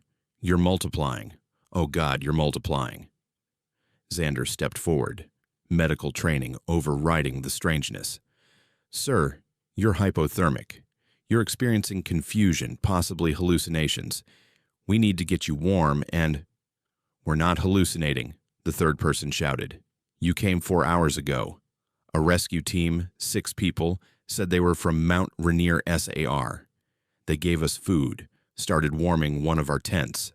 Then they changed, their faces. They weren't right. They started saying things they shouldn't know, personal things. And when we tried to leave, they tried to stop us. We barely got away. We've been hiding, and now you're here, looking exactly like them, saying the exact same things. Joel's mind raced. His team had just arrived. They were the only SAR team deployed. There was no other rescue operation. These people were clearly in severe psychological distress, probably hypothermia-induced psychosis. But all 3 were telling the same story, and they seemed genuinely terrified. There's no other team, Joel said carefully. Check our credentials. Call base camp. We're the only rescue. That's what they said, the woman screamed. Word for word, that's what the other team said. Simon tried the radio, attempting to patch the Harrison party through to base camp for verification, but the storm was creating too much interference. Only broken static came through. Grant whispered to Joel. Severe hypothermia can cause shared psychosis in groups. They've been up here too long. We need to get them down now, whether they cooperate or not. But something was bothering Joel. The way these people looked at his team, there was recognition there. Specific recognition. The woman kept staring at Leia with particular horror. You, she whispered. You were the one who— You knew about my daughter. You said her name. How did you know her name? Leia looked confused. I don't know your daughter. I don't know you. Emma, the woman said. You said Emma's name. You knew about the accident. Nobody knows about that. I never told anyone. How did you know? Leia went pale. I've never seen you before in my life. The situation was deteriorating.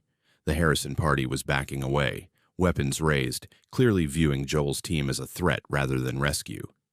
And Joel's team was beginning to feel something was deeply wrong, though none of them could articulate what. That's when Xander saw it.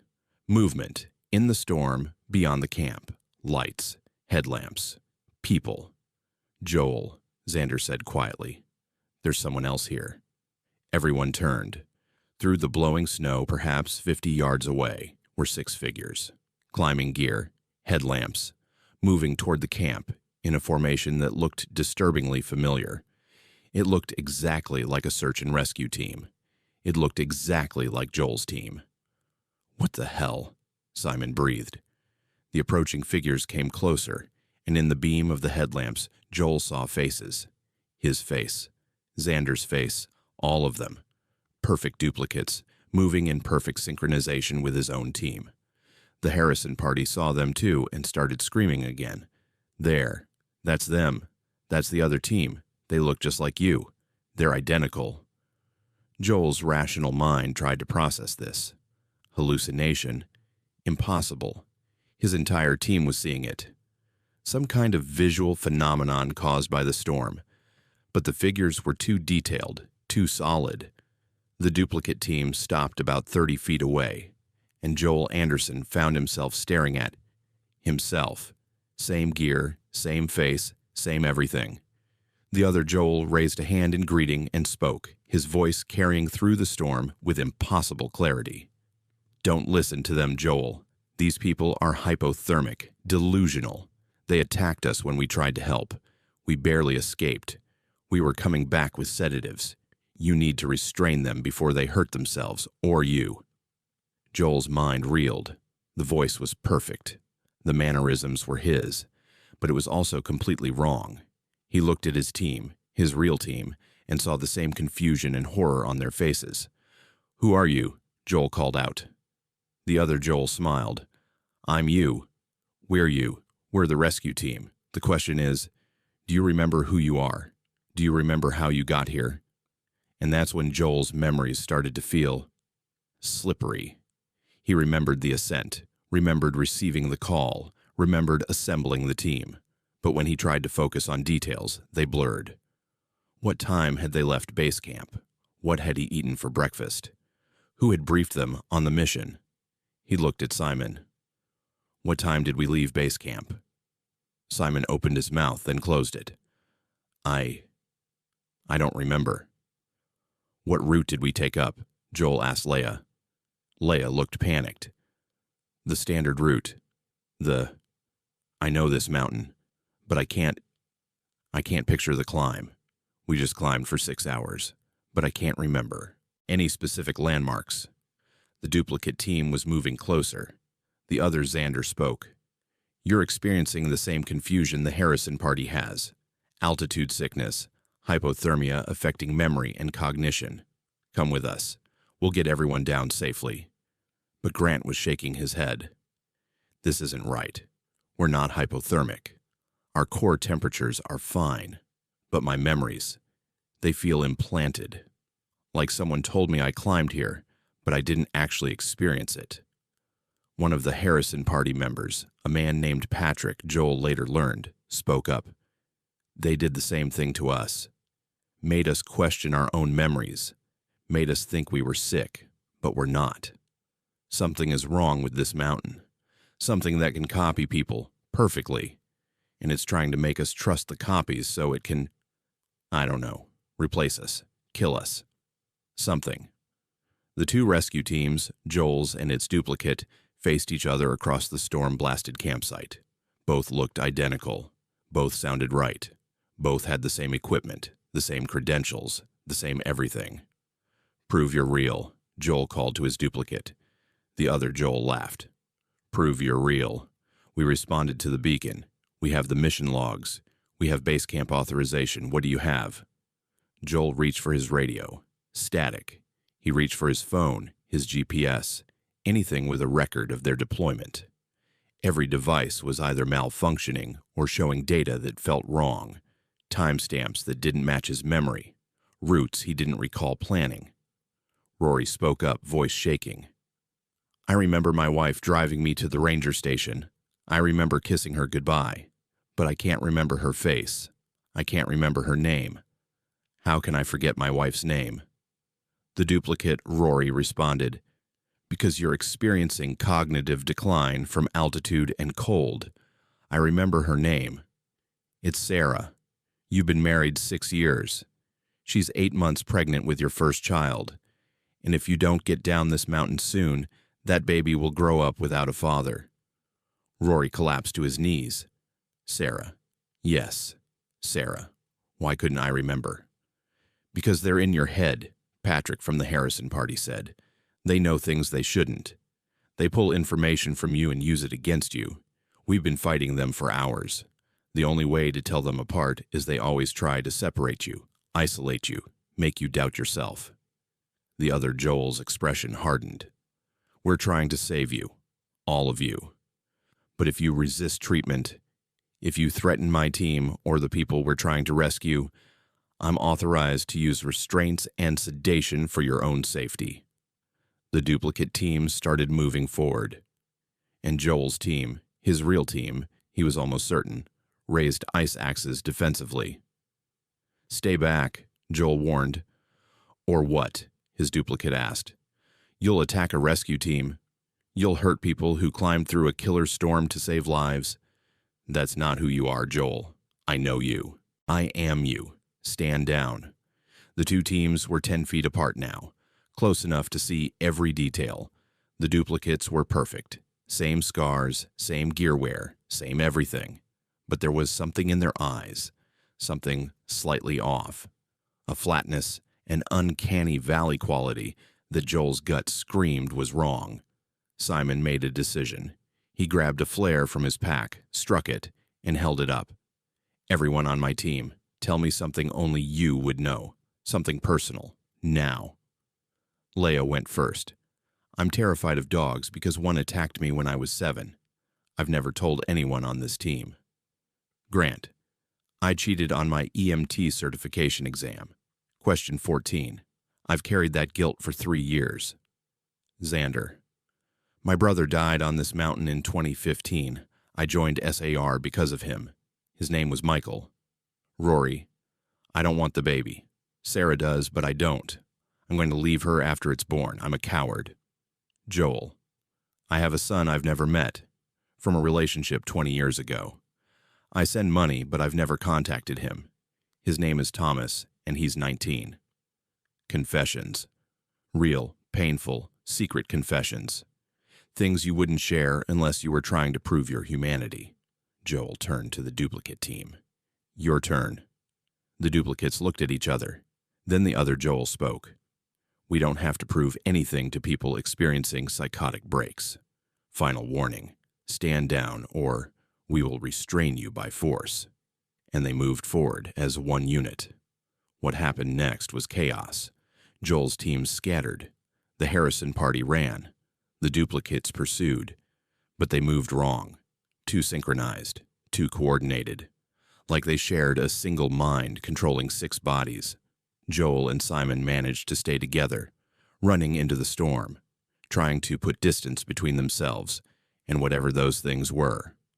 Behind them, they heard screaming, whether from their team or the Harrison party or the duplicates themselves, they couldn't tell. We need to get off this mountain, Simon gasped. Descend, get to base camp, get proof of who we are.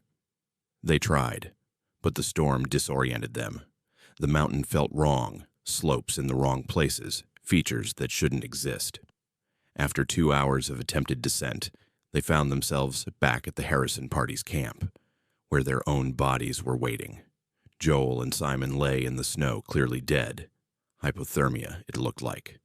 Frozen in positions suggesting they'd simply sat down to rest and never got back up. That's us, Simon whispered. That's our bodies. We died. We've been dead. This whole rescue, we're the ghosts. No, Joel said, though his voice lacked conviction. This is wrong. This is some kind of trick. We're alive. I can feel my heartbeat. But could he?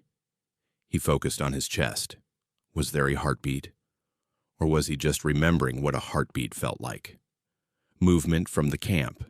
The duplicates had returned, but now there were more of them. 9 figures.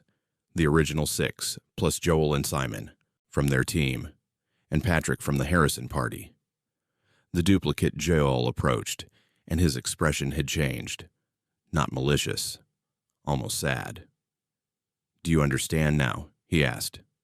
The mountain takes people. Sometimes it sends them back, but they're not quite right. They're echoes, copies. We're trying to round up the copies before they make it down to civilization. I'm not a copy, Joel insisted. I'm real. I have memories, feelings, thoughts. So do all of them, the duplicate gestured to the other figures. Every echo thinks it's the original, but the originals are down there. He pointed to the frozen bodies. You died in the storm, Joel. You and Simon. Just like the real rescue team will die when they arrive tomorrow. This mountain has been doing this for years, creating duplicates, sending them down, and we, the ones who know what we are, we stop them. Simon was staring at his hands. I can see through them. My hands. They're fading. Joel looked at his own hands. Solid. Real. But were they? He'd been so certain. But the memories, they felt thin. Implanted. Like someone had told him his life story, but he hadn't actually lived it. What happens to us? Joel asked. The duplicate smiled sadly. You fade. Usually within 24 hours of creation. You'll simply cease to exist. Unless you make it off the mountain first. If you reach civilization before you fade, you can persist. Become real through belief. That's why we stop you. And if we resist, then we do this the hard way. The duplicate team surrounded them. Joel and Simon tried to fight, but their bodies felt weak, insubstantial, like they were made of snow and thought, already dissolving. The last thing Joel remembered was the duplicate Joel's face, looking at him with something like pity. I'm sorry, the duplicate said, but you're not real. You never were. The real Joel Anderson is already dead, frozen halfway up this mountain. You're just his echo, and echoes have to fade. Joel Anderson's official death was recorded as February 13th, 2021. Hypothermia during a rescue operation. His body was recovered along with Simon Parks. The Harrison party was rescued by a second SAR team the following day, all three suffering from severe hypothermia and what medical staff described as shared psychotic episode with persistent delusions about duplicate rescue teams. But here's what the official report doesn't mention. The Harrison party all gave the same description of the duplicate team. Names, faces, equipment, all matching the real SAR team that had died. All three insist to this day that they were rescued by something that looked human, but wasn't. That Mount Rainier creates copies of people who die on its slopes, and those copies try to descend, try to return to the world of the living. 2 weeks after Joel's death, a man matching his description showed up at a Seattle hospital, suffering from exposure and amnesia. He had Joel's ID, Joel's scars, Joel's memories, DNA. Testing confirmed his identity, but Joel Anderson's body had already been buried. The man claiming to be Joel Anderson was held for psychiatric evaluation. He insisted he was real, that he'd survived the mountain, that the body they'd buried was the copy. After 72 hours, he simply vanished from his locked hospital room. Security footage showed him fading, becoming translucent, then disappearing entirely like he'd never existed. 3 other members of Joel's team, identities withheld, appeared in different locations over the following month, all with similar stories, all fading within days, ghosts trying to be real, echoes trying to become solid. Mount Rainier still operates search and rescue. Teams still climb during winter storms to save lives. But there's an unofficial protocol now.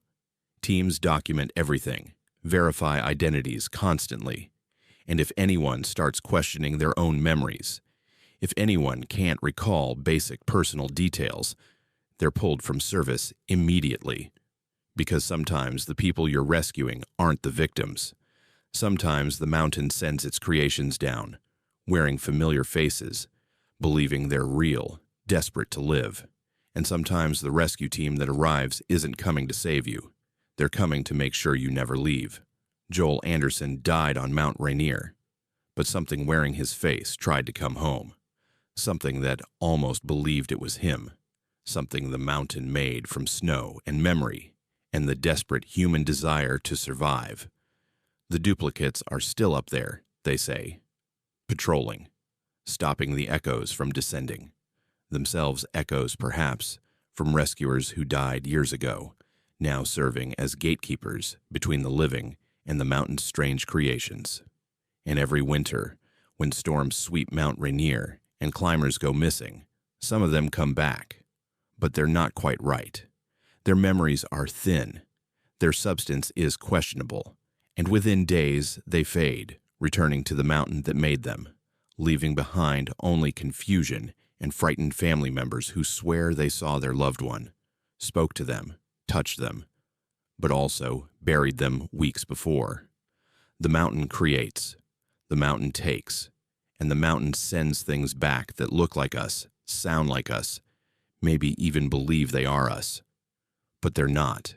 They're echoes, and echoes always fade, unless you believe in them hard enough, unless you accept them as real despite the evidence. That's what the duplicates fear, that one of the echoes will be believed so completely, they become solid, permanent, truly alive. And that's why they patrol that mountain, stopping their own kind from descending, because they remember being echoes once, they remember fading, and they won't let others make it off the mountain when they could not. Mount Rainier stands, beautiful and deadly, and somewhere on its slopes, rescue teams that died years ago still conduct their missions, saving climbers from the cold. But if you're ever rescued on that mountain, and something feels off about your rescuers, if their memories seem strange or they know things they shouldn't, run, because the real rescue team might already be dead, and what came to save you might just be the mountain itself, wearing human faces, trying to understand what it means to be alive. When scientists at a remote mountaintop weather station start receiving emergency broadcasts from themselves, detailing their own deaths hours before they happen, the countdown to an unavoidable fate begins. Marcus Kane and his research team discovered that some storms don't just predict the weather, they predict death itself with terrifying accuracy. This occurred in March 2020 at the Mount Washington Observatory in New Hampshire, home to some of the most extreme and unpredictable weather conditions on Earth. What transpired during a routine winter research shift has been investigated, classified, and remains one of the most disturbing cases of precognitive phenomena ever documented. Names have been changed, but the recordings, the impossible, horrifying recordings, are real. Marcus Kane was a meteorologist with 12 years of experience studying severe weather systems. At 39, he'd weathered countless storms at high-altitude research stations across North America. Mount Washington was his specialty, a mountain famous for holding the world record for highest wind speed ever recorded on Earth's surface at 231 miles per hour. The weather there wasn't just extreme, it was violent, unpredictable, and deadly. That March, Marcus was assigned to a 2-week rotation at the Summit Observatory with a small research team. The station was essentially a fortified bunker at 6,288 feet, designed to withstand hurricane-force winds and temperatures that routinely dropped below -30. His team consisted of 4 people: Cairo Jensen, a data analyst and atmospheric scientist; Elian Rodriguez, their communications and electronics specialist; Luciana Hayes, a graduate student studying ice formation patterns; and Melanie Carter, an experienced mountaineer who handled logistics and safety protocols. The assignment was routine: monitor weather patterns, collect data, maintain equipment, and survive the mountain's notorious conditions. They had supplies for a month, backup power systems, and communication links to the base station below. Everything was standard procedure. The first 4 days were uneventful. Brutal weather, winds exceeding 109 mph, temperatures at -20, visibility near zero, but nothing unusual for Mount Washington. The team settled into their routine: data collection, equipment maintenance, shift rotations. Marcus remembered thinking this might be one of his easier assignments. On day 5, March 8th, at 2:47 p.m., something impossible happened. Elian was monitoring the emergency radio frequencies when he picked up a distress call. The voice was panicked, desperate, calling for immediate evacuation from the Mount Washington Observatory. The voice identified himself as Elian Rodriguez, requesting emergency rescue due to equipment failure and casualties. Elian stared at the radio, listening to his own voice screaming for help. "Marcus, you need to hear this," Elian called out, his face pale. The team gathered around as the broadcast continued. The voice, Elian's voice, was describing catastrophic equipment failure, a massive storm, and casualties. "Marcus Kane is dead. Cairo Jensen is dead. The main structure is compromised. I'm trapped in the emergency shelter with Luciana. We need immediate extraction. Timestamp 7:23 p.m., March 8th. Marcus checked his watch. It was 2:51 p.m. The broadcast was describing events that hadn't happened yet, events supposedly occurring over 4 hours in the future. "Equipment malfunction," Cairo said, though he sounded uncertain. "Radio interference creating some kind of echo or feedback loop." But the broadcast continued, and the details were too specific. The voice described how Marcus had died, crushed by the anemometer tower when extreme winds had torn it from its moorings. How Cairo had been killed trying to reach the emergency generator when the floor collapsed beneath him. The voice described injuries, timestamps, specific equipment failures, all with perfect clarity. Then the broadcast cut out, replaced by static. "That's not possible," Luciana whispered. "That was your voice," alien, exact voice, but describing things that haven't happened. Marcus tried to rationalize it. Some kind of atmospheric anomaly, radio waves bouncing off the ionosphere, creating temporal distortions in the signal. It's not real. It can't be real. But Cairo was already checking the equipment the broadcast had mentioned. The main power coupling, the one future alien had claimed would fail. Marcus, Cairo said quietly, this coupling is compromised. Serious metal fatigue. It could fail at any moment. I hadn't noticed it before. How did the broadcast know? The team spent the next hour inspecting every piece of equipment mentioned in the broadcast. Every single item showed signs of imminent failure, things they hadn't noticed during routine checks, things that shouldn't have degraded so quickly, things that perfectly matched the future broadcast descriptions. At 4:15 p.m., another broadcast came through. This time it was Luciana's voice, timestamped 9:47 p.m., describing everyone dead except herself, barricaded in the storage room, hypothermia setting in, begging for rescue that she knew wouldn't arrive in time. Make it stop, Luciana begged, covering her ears. That's my voice. That's me dying. Make it stop.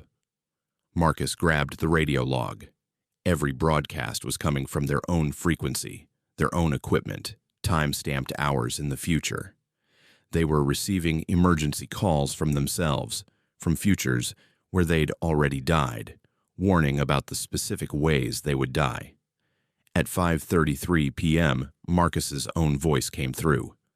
Timestamp 11:04 p.m. His future self was calm, resigned, describing the final moments. If anyone receives this, we tried to prevent it. We tried to change the outcome. But the storm knows. The mountain knows. Every action we took to avoid the predicted deaths just led us to them by different paths. We're trapped in a causal loop. The warnings are part of what kills us. I'm recording this so someone understands. You can't fight prophecy. The moment we heard our own deaths, we were already dead. Current time, 11:04 p.m., March 8th. Wind speed, 100 to 60 fns/ampere and rising. The building won't hold. Cairo, Elian, Luciana, Milani, all gone. I'm the last, and in approximately 4 minutes, the eastern wall will collapse. There's nowhere to go. I just wanted someone to know we tried. We tried so hard to... Static. The team sat in horrified silence.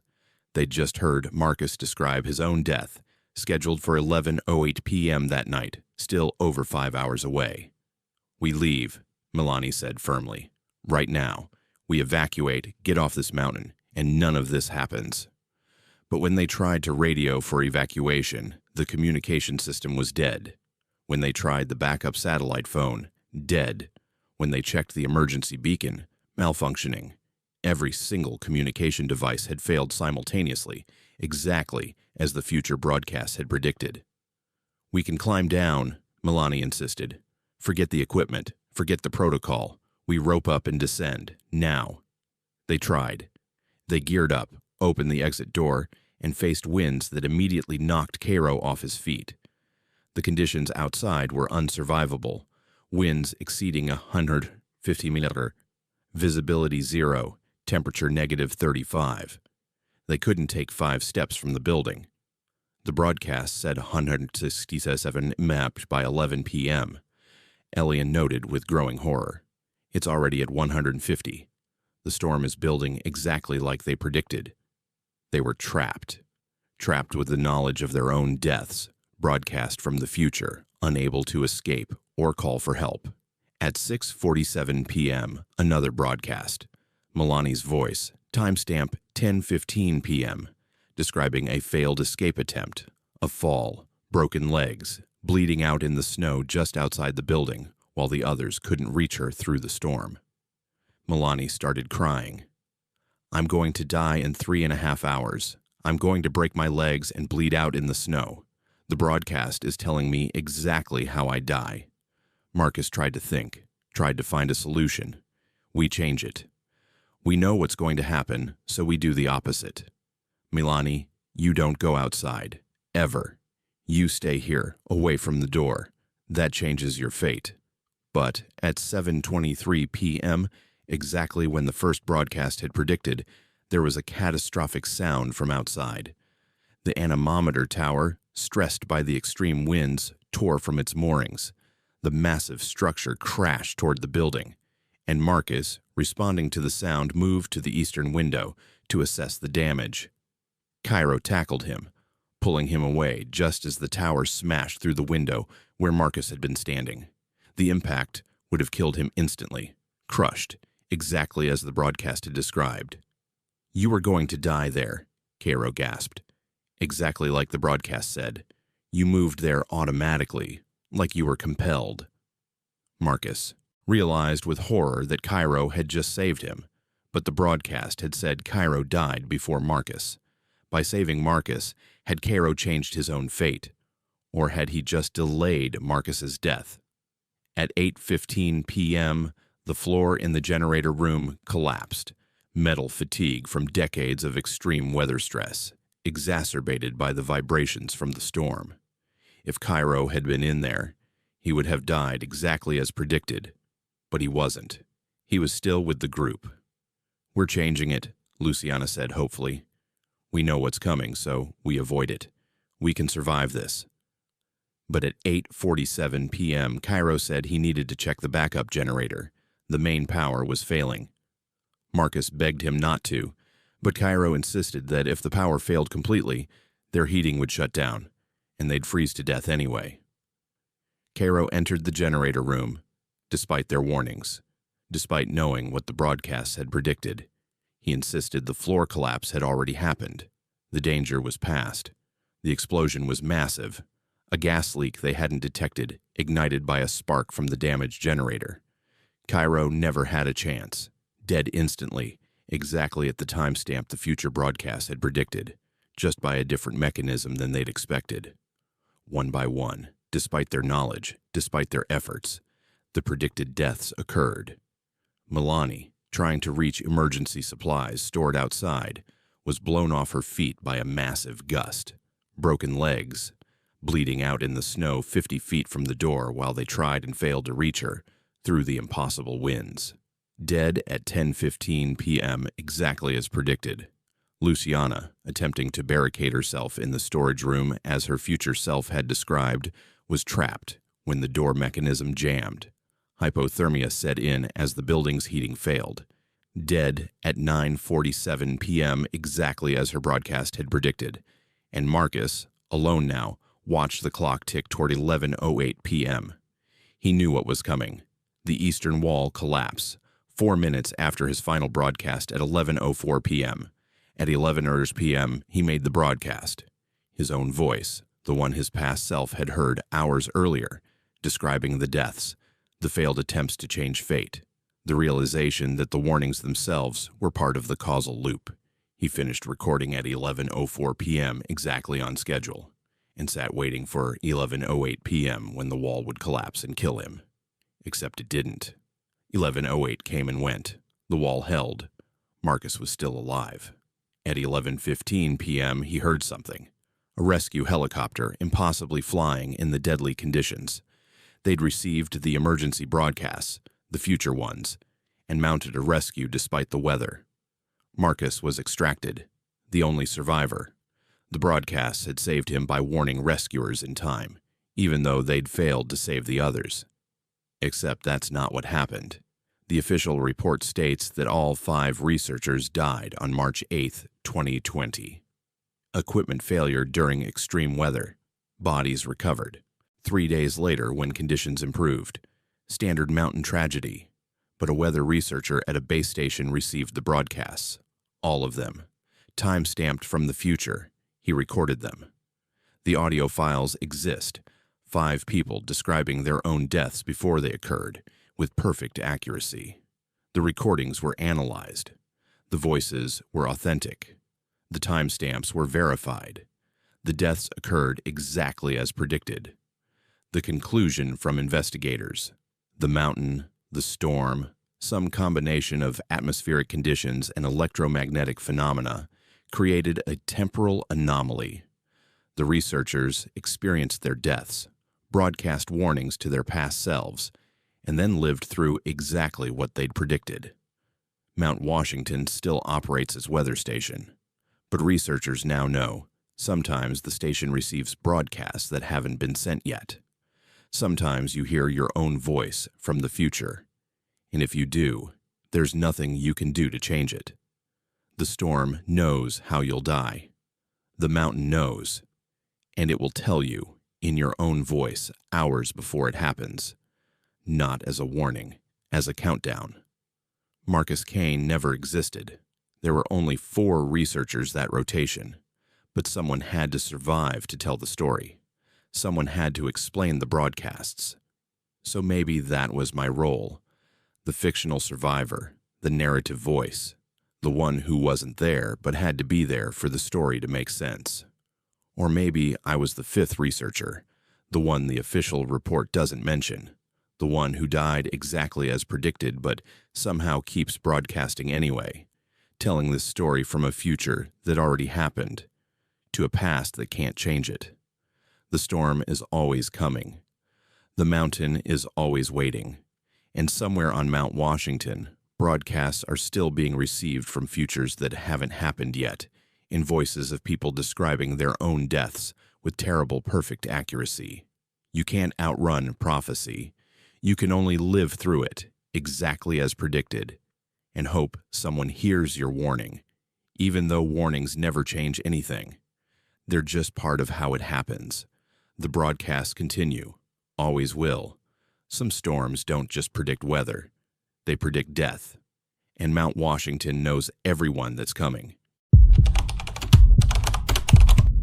There are places on Earth where reality becomes negotiable, where altitude and exhaustion strip away the barriers between what's real and what shouldn't be.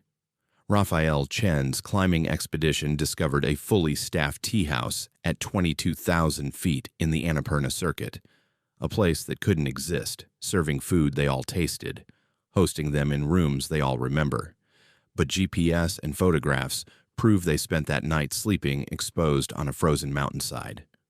This happened in November 2019 in the Himalayas of Nepal, along one of the most challenging trekking routes in the world. What Raphael and his team experienced has been studied by neurologists, psychologists, and high-altitude medicine specialists, all searching for rational explanations. Names have been changed, but the phenomenon, the shared, detailed, impossible memory, is documented and real. Raphael Chen was a professional expedition leader from Vancouver, specializing in high-altitude mountaineering. At 41, he'd summited 6 of the world's 14 8,000-meter peaks and had led over 50 commercial expeditions across the Himalayas. He understood altitude sickness, knew the signs of cerebral edema, and had seen how thin air could play tricks on the mind.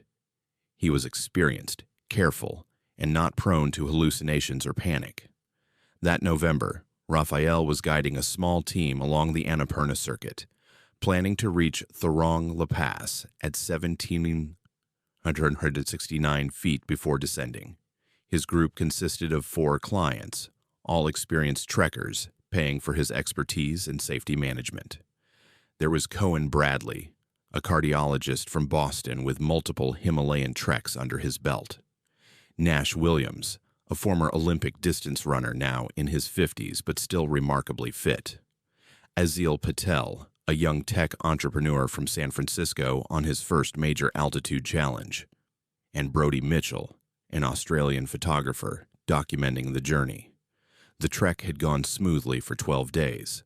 The team was acclimatizing well, maintaining good pace, experiencing no significant altitude issues. They'd passed through villages, stayed in tea houses, followed the standard route. Everything was textbook perfect. On day 13, they were ascending from Manang toward the high camps before Thorong La Pass. The plan was to reach a tea house at around 15,000 feet, rest, then push for the pass the following morning. Standard procedure. But around 4 p.m., as they climbed above 20,000 feet, much higher than intended, Raphael realized something was wrong. They'd somehow deviated from the trail. The landscape didn't match his GPS coordinates. They were in a section of mountain that shouldn't have trekking routes, heading up instead of laterally toward the pass. "We need to descend," Raphael announced, checking his GPS again. "We've gone off route. We're at 21,800 feet and climbing. This isn't the trail." But Cohen was pointing ahead. "There's a building. Look, is that a tea house?" Through the thin air and fading light, perhaps a quarter-mile ahead, stood a structure, 2 stories, prayer flags fluttering from the roof, smoke rising from a chimney. A tea house, unmistakably, sitting at an altitude where no permanent structure should exist. Raphael checked his maps. Nothing. No tea house marked at this location or altitude, but the building was there, solid and real, lights visible in windows. "Could be a seasonal shelter," Nash suggested. "Emergency station for climbers." They approached, exhaustion making the decision for them. The building grew more detailed as they neared. Traditional Nepali construction, well-maintained, clearly occupied. They could hear voices, smell cooking food, see people moving inside. A man emerged as they arrived, middle-aged, Nepali, wearing traditional clothing, smiling warmly. "Welcome, welcome. You look tired. Come, we have rooms, hot food. You are very high, very late. Dangerous to continue. Stay, rest." The interior was impossibly cozy. A dining area with wooden tables, a kitchen area where food was being prepared, a fire burning in a central stove. Other trekkers sat at tables. A German couple, 3 Japanese climbers, a solo British woman. Everyone looked exhausted but safe, warming themselves, eating dal bhat and drinking tea. Raphael's mind struggled with the impossibility. How is this place here, at this altitude? The host laughed. "We have been here many years. Family business. We help climbers, give shelter. You are lucky to find us. Many walk right past, never see. But you're here now. Sit, eat, rest." They did. The food was incredible. Hot, flavorful, exactly what their exhausted bodies craved. The tea was sweet and warming. The other guests shared stories of their climbs, offered advice about the pass, seemed perfectly normal and real. Brody was photographing everything: the interior, the food, the other guests, their host. "This is amazing," he said. "A hidden tea house at 22,000 feet. This'll make incredible content." Raphael's rational mind kept screaming that this was wrong, impossible. But his body was warm, his stomach was full, and the exhaustion from altitude made thinking difficult. When their host showed them to rooms, small but clean, with sleeping bags and blankets, they followed gratefully. Raphael remembered falling asleep, remembered the comfort of being sheltered, remembered thinking how lucky they were to find this place. He woke to screaming. Nash was shaking him. "Raphael, wake up, we're outside. We're on the mountain." Raphael opened his eyes to pure horror. He was in his sleeping bag, but there was no room, no building. He was lying on exposed rock at extreme altitude, stars overhead, wind screaming past. The entire team was scattered across a small ledge, all in their sleeping bags, all waking to the same nightmare realization. "Where's the tea house?" Aziel was shouting, panicking, his words slurred from altitude. "We were inside. We were warm. Where is it?" Raphael checked his GPS. They were at 22,400 feet, on an exposed ridge, in temperatures around -20. They'd been sleeping in the open, at lethal altitude, for hours. "We need to descend," Raphael commanded, fighting his own confusion and panic. "Right now. Get up, pack, move. We're too high, way too high." The descent was a nightmare. All 5 were suffering from altitude sickness now. Headaches, nausea, confusion. They stumbled down through the dark, following GPS coordinates, trying to reach safer altitude before their bodies shut down completely. It took 6 hours to descend to 17,000 feet, where they collapsed at an actual tea house, one marked on maps, one that really existed. The hosts were shocked to see them coming from the direction they'd come from, at the hour they'd arrived. Over the next days, as they recovered, Raphael tried to make sense of what happened. Every member of his team had identical memories. The tea house, the host, the other guests, the food, the rooms, the warmth. Perfect, detailed, shared memories. Brody checked his camera. The photos from inside the tea house were there, sort of. Dozens of images, but they were wrong. Blurred, distorted, showing shapes that might be people, spaces that might be rooms, but nothing clear. As if he'd photographed something that existed only partially, something the camera couldn't quite capture. Mass hallucination, Cohen said, using his medical knowledge. Altitude sickness causing shared psychotic break, rare, but documented. But Raphael researched and found stories, lots of them. Climbers at extreme altitude encountering tea houses, shelters, even entire villages that shouldn't exist. Sometimes alone, sometimes in groups. All reporting the same things, detailed experiences. Sometimes full nights spent in these places, only to wake on exposed mountainsides with no structures anywhere nearby.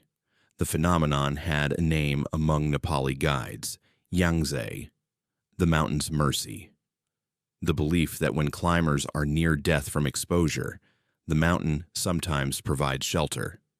But the shelter isn't real. It's a shared hallucination, a collective vision created by oxygen-starved brains, giving people the will to survive through the night when they otherwise would have died. But we all saw the same thing, Nash insisted. Same host, same other guests, same layout. How do 5 people hallucinate identical details? The neurologist they consulted in Kathmandu had a theory. At extreme altitude, with specific oxygen deprivation levels, human brains can synchronize their hallucinations, especially in people experiencing shared stress and environment. The brain fills in what it expects. A tea house, because that's what you find at altitude in Nepal. Food, because you're starving. Warmth, because you're freezing. Your brains created what you needed to survive, the doctor explained. And because you were together, experiencing identical conditions, your brains created nearly identical visions. You didn't actually eat or find shelter, but believing you did gave you the psychological strength to survive exposure that should have killed you. But that didn't explain the other guests. Raphael tracked down the German couple from his memory. Real people, real climbers, who'd been on Annapurna circuit at that time. When he contacted them, they remembered the tea house. They remembered Raphael's team. They'd met, shared a meal, exchanged stories. "We thought it was real too," the German man said via email, "until we woke up on the mountain. But we remember you. We remember your team. How can we both hallucinate each other?" The British solo climber was never identified.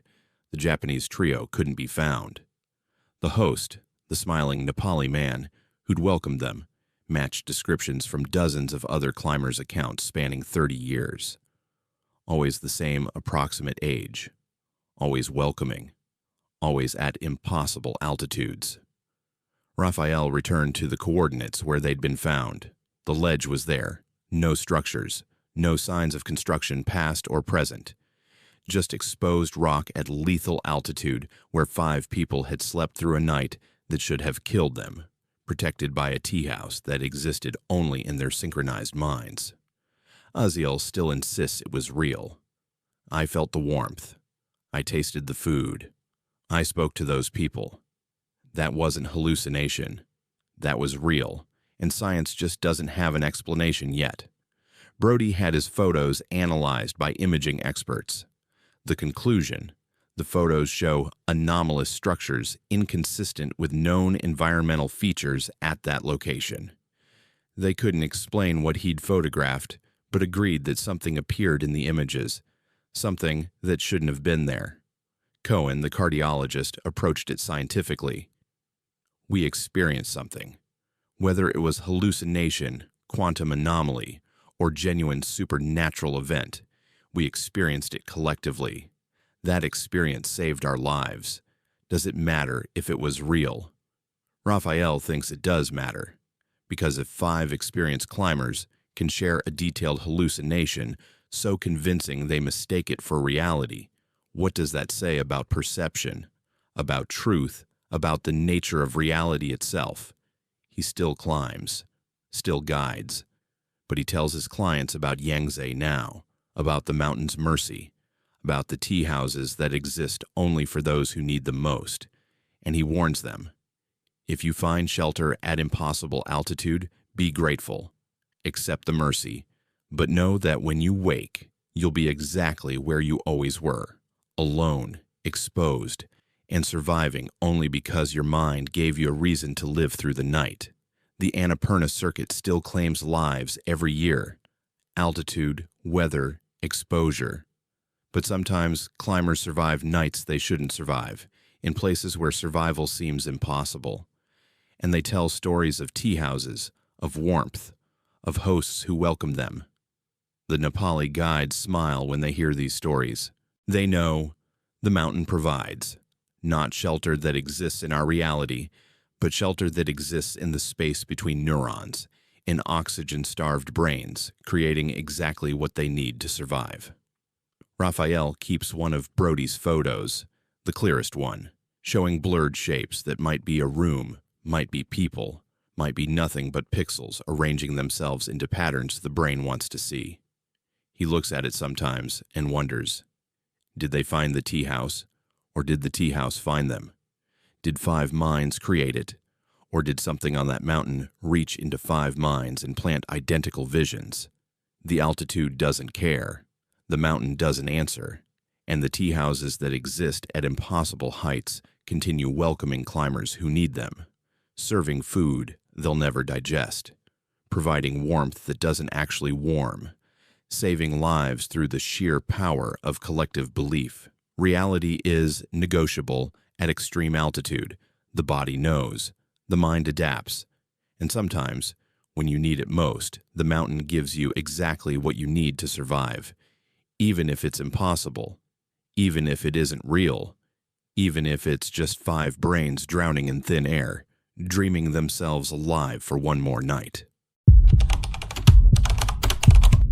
Wildlife researchers thought they were studying animal behavior when they deployed motion sensor cameras across a remote Oregon wilderness, until they reviewed the footage and discovered something had been repositioning the cameras to watch them instead. What Angela Reeves and her team found in those recordings wasn't just evidence of intelligence in the forest. It was proof that they'd been studied, stalked, and cataloged by something that understood technology better than it should. This incident occurred in September 2018 in the Cascade Range of Oregon, in a section of wilderness so remote that hikers rarely ventured there. The investigation that followed has been partially classified, the footage restricted, but the researchers involved can't forget what they saw in those recordings.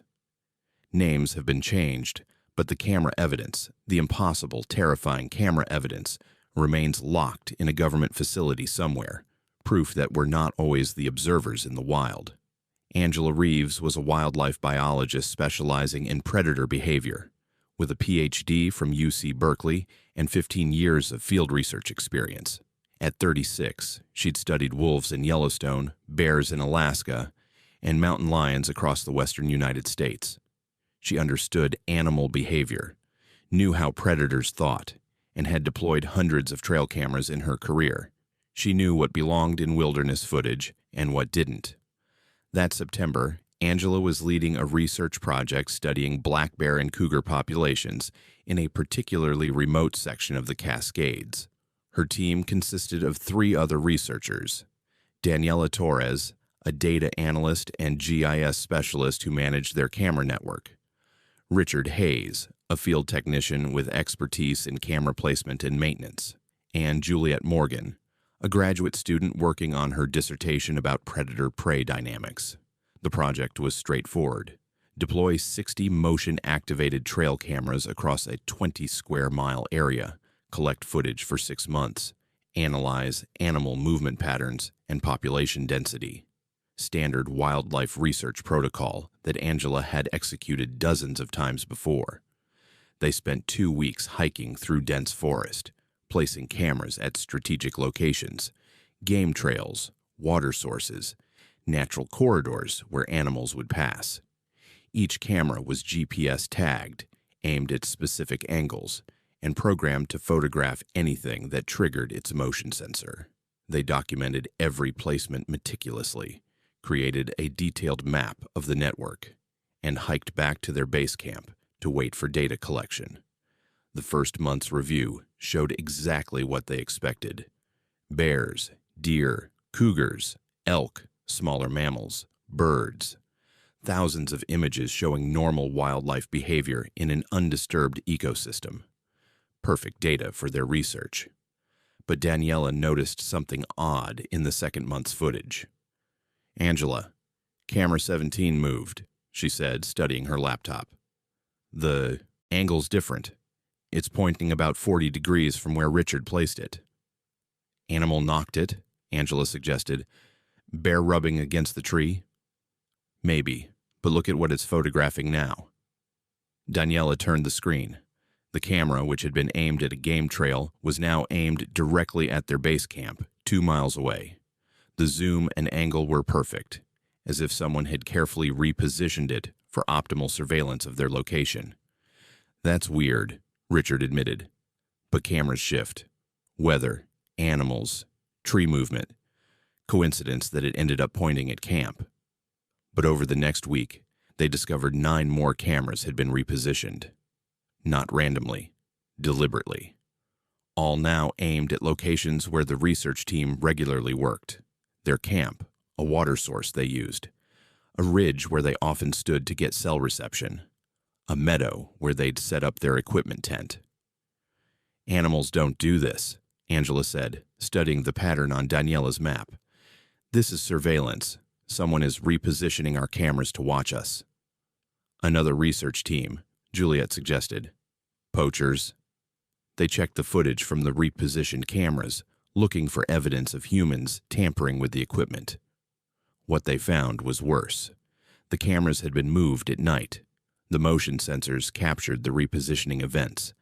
But what moved them wasn't human. The footage showed something approaching each camera. Something large, moving on 2 legs sometimes, and 4 legs other times, with appendages that seemed to understand how the camera mounting worked. The footage was brief, often blurred, but the intelligence was unmistakable. Whatever this was, it understood the cameras were recording devices and knew how to reposition them. "This can't be real," Richard whispered, watching the footage for the 10th time. What is that?" It was too large for a bear, moved wrong for a cougar, and showed problem-solving abilities that shouldn't exist in any known animal. And it was moving through their camera network systematically, repositioning cameras one by one, creating a surveillance grid focused on the research team. The most disturbing footage came from camera 33. It had been aimed at a small clearing where the team had spent an afternoon setting up equipment. After being repositioned, it captured footage of the team themselves, their daily routines, their movements, their camp activities. Hundreds of images of Angela and her team, photographed from hiding, cataloged like specimens. "We're being studied," Daniela said, her voice shaking. "Whatever this is, it's researching us the way we're researching wildlife. We're the subjects now." They tried to rationalize it. Perhaps another research group was conducting a social experiment, testing their reactions. Perhaps this was some elaborate hoax. But the footage of the thing repositioning the cameras, the size, the movement, the intelligence, ruled out human involvement. Angela made the decision to retrieve camera 47, one that had been repositioned most recently. They hiked out as a group, all 4 staying together for safety. When they reached the location, the camera was gone. Completely removed from its mounting, nowhere to be found. But there, on the tree where the camera had been mounted, were marks. Deep scratches in the bark, deliberately placed, forming what looked almost like a tally system. 47 marks. 1 for each camera in their network. "It's counting," Richard said, his face pale. "It knows how many cameras we deployed. It's tracking our surveillance system." They returned to camp and reviewed all their footage again, this time looking for patterns they'd missed. What they discovered was systematic observation spanning the entire project duration. From the first week, something had been aware of their presence. Early footage showed it watching them from distance as they placed cameras. Later footage showed it following them, learning their routines, understanding their technology. And then they found the footage that changed everything. Camera 51, one they hadn't realized was repositioned, captured a 10-second video that was impossible. The creature, and it was clearly visible now, clear enough to see it was nothing currently known to science, was standing upright, holding one of their stolen cameras, examining it. The creature turned the camera toward itself, and for 3 seconds stared directly into the lens. The intelligence in those eyes was undeniable. This wasn't an animal. This was something else. Then it did something that made Angela's blood freeze. It repositioned the camera it was holding, aiming it carefully, and walked away. When they checked which camera had gone offline that day, it was camera 61, one they hadn't deployed. The creature had installed its own camera in their network, pointed at their main trail into camp. It wasn't just repositioning their surveillance system, it was adding to it. They evacuated the next day, abandoning equipment, leaving cameras running, and hiking out faster than was safe. They reported everything to their university, to the National Forest Service, to anyone who would listen. An investigation team was sent in 2 weeks later. Every camera was gone. All 60 of their cameras, plus the one the creature had installed, completely removed. No trace except the tally marks on trees, 61 of them now, and footprints that weren't quite human, weren't quite bare, weren't quite anything that should exist. The footage Angela's team brought out has been studied extensively. Primatologists can't identify the creature. The movement patterns don't match any known species. The intelligence displayed, understanding cameras, technology, surveillance concepts, suggests cognitive abilities that shouldn't exist in any animal. The area has been quietly restricted. Official reason: Wildlife Preservation Zone, no access. Real reason: something in those woods understands us, studies us, and doesn't want to be documented. Something intelligent enough to turn our own surveillance technology against us. Angela doesn't do field work anymore. She teaches now safe in universities, trying to forget those eyes staring into the camera lens with unmistakable awareness. Daniela still has nightmares about reviewing footage and seeing herself photographed from angles where no camera should have been. Richard refuses to enter any forest alone. Juliet changed her dissertation topic entirely, switching from wildlife study to something safely theoretical. The 61 cameras are still missing, but sometimes hikers in that region report finding trail cameras in trees, cameras that don't belong to any research project, aimed at trails and campsites, watching, recording, studying, because somewhere in the Cascade Range, something lives that's learned what we're doing when we enter the forest with our technology, and it's decided to study us back, using our own methods, our own equipment, building its own database of human behavior.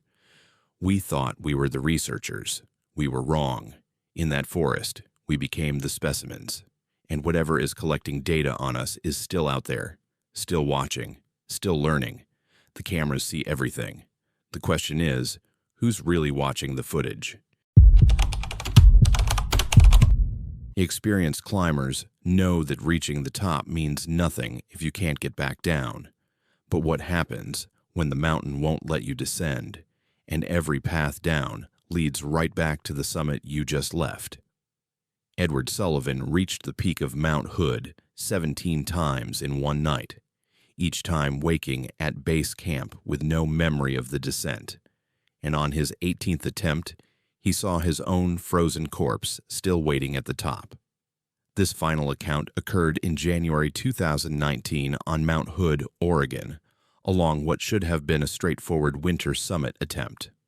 What Edward and his climbing partner experienced defies spatial logic, challenges our understanding of reality, and suggests that some mountains trap you not in place, but in impossible loops where geography itself becomes a prison.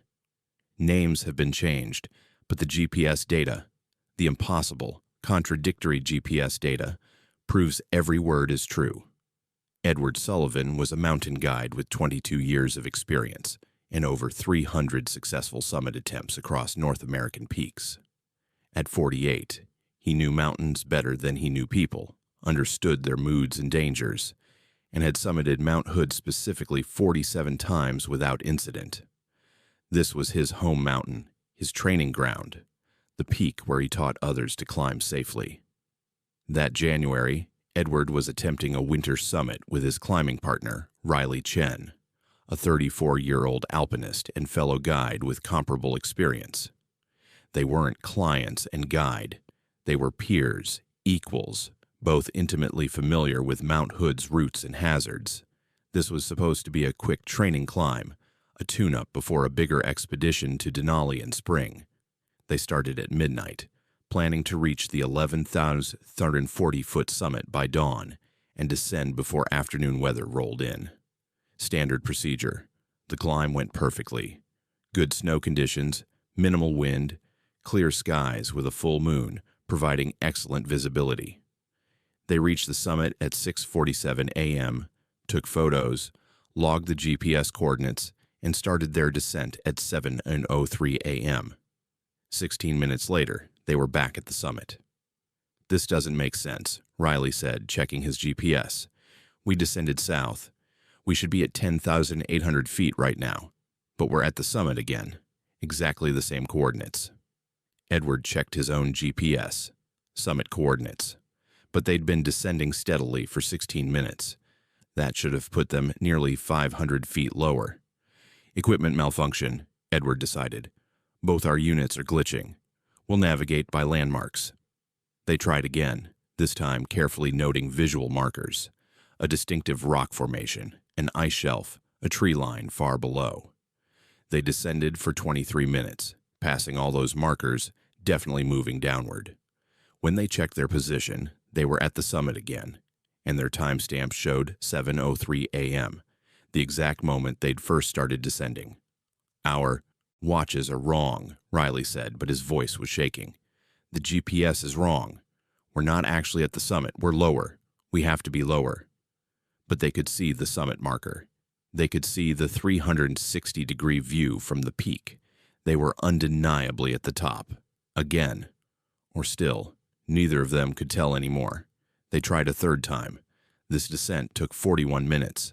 They descended aggressively, covering significant distance, reaching elevations where the air felt thicker, where the slope changed character. When they stopped to rest, they were at the summit. 7:03 a.m. again. "We're stuck," Edward said, the words barely making it past his lips. "We're in some kind of loop. Every route down leads back to the top." Riley pulled out his satellite phone. No signal. He tried the emergency beacon. It transmitted, showing their coordinates as the summit, but there was no way to explain their situation without sounding insane. The fourth attempt, they tried descending the north face, a dangerous route, borderline reckless, but different from their previous attempts. 37 minutes of technical climbing brought them back to the summit. Same coordinates, same time, 7:03 a.m. "The mountain won't let us leave," Riley whispered. They tried 5 more times. Different routes, different strategies, different paces. Every single time, regardless of how long they descended or which direction they chose, they ended up back at the summit at 7:03 a.m., as if they'd never left. On the 9th attempt, as they crested a rise that should have been 1,000 feet below the summit, Edward saw something that made his blood freeze. At the summit above them, except they were at the summit, they were always at the summit, stood 2 figures, climbers, standing exactly where he and Riley had been standing, wearing identical gear. "Riley," Edward said slowly, "do you see them?" Riley looked up. "That's us. Those are us. We're watching ourselves at the summit."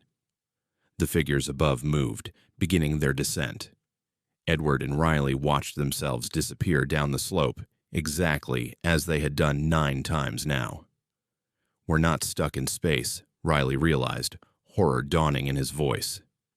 We're stuck in time. We keep resetting to 7:03 a.m. the moment we started descending. We're living the same moment over and over. But that didn't explain why they had memories of previous attempts. Didn't explain why they were aware of the loop while their duplicates above weren't. Didn't explain the GPS data showing they'd been climbing for hours when the clock insisted it had only been 16 minutes. On the 13th attempt, they tried something desperate. They stopped halfway down and waited. For hours, they sat on the slope, refusing to move, determined to break the pattern by simply staying in place. After 6 hours, at 1:03 p.m. by their watches, the mountain moved. Not physically, but reality shifted. Suddenly, they were at the summit again, and their watches read 7:03 a.m. It's not a time loop, Edward said, understanding finally breaking through. It's spatial. The mountain is recursive. Every path leads back to the top. We're trapped in a geometric impossibility. On the 17th attempt, exhausted and hypothermic despite their layers, they descended for 90 minutes, reaching what should have been the parking lot. Instead, they found the summit again, and this time they saw something new, a body. Frozen, positioned near the summit marker, in gear identical to Edward's. The corpse's face was covered in ice, but the build, the height, the equipment, it was Edward. A frozen version of Edward, dead for what looked like weeks. "That's me," Edward said, approaching his own corpse. "That's my body. I died here. I'm already dead." Riley found his own body 20 feet away. Also frozen, also dead, showing signs of hypothermia and exposure. "We died on this mountain," Riley said, the realization crushing. "Maybe on the descent. Maybe we've been dead since 7:03 a.m. and this whole thing, all these attempts, this is just what the mountain does with people who die here. Traps them, makes them climb forever, trying to descend, never succeeding. On the 18th attempt, they descended together, holding hands, determined that if this was death, if this was their eternity, they'd face it together. They walked for hours, past sunset, through darkness, until they saw lights below. Actual lights. The parking lot. Civilization. They reached it at 3:47 a.m., nearly 20 hours after they'd first started descending. There were search and rescue vehicles everywhere. Rangers. Emergency crews. Someone shouted when they emerged from the darkness. "Edward Sullivan. Riley Chen. Oh, thank God." A ranger ran toward them. "You've been missing for 3 days. We've had teams searching. Where have you been?" 3 days. They'd experienced one endless day, 17 failed descents, one successful one.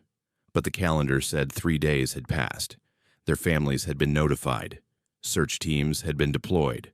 Their frozen bodies had even been spotted near the summit. Reports that made no sense now that they'd walked out alive. Medical evaluation showed severe hypothermia, dehydration, and psychological trauma.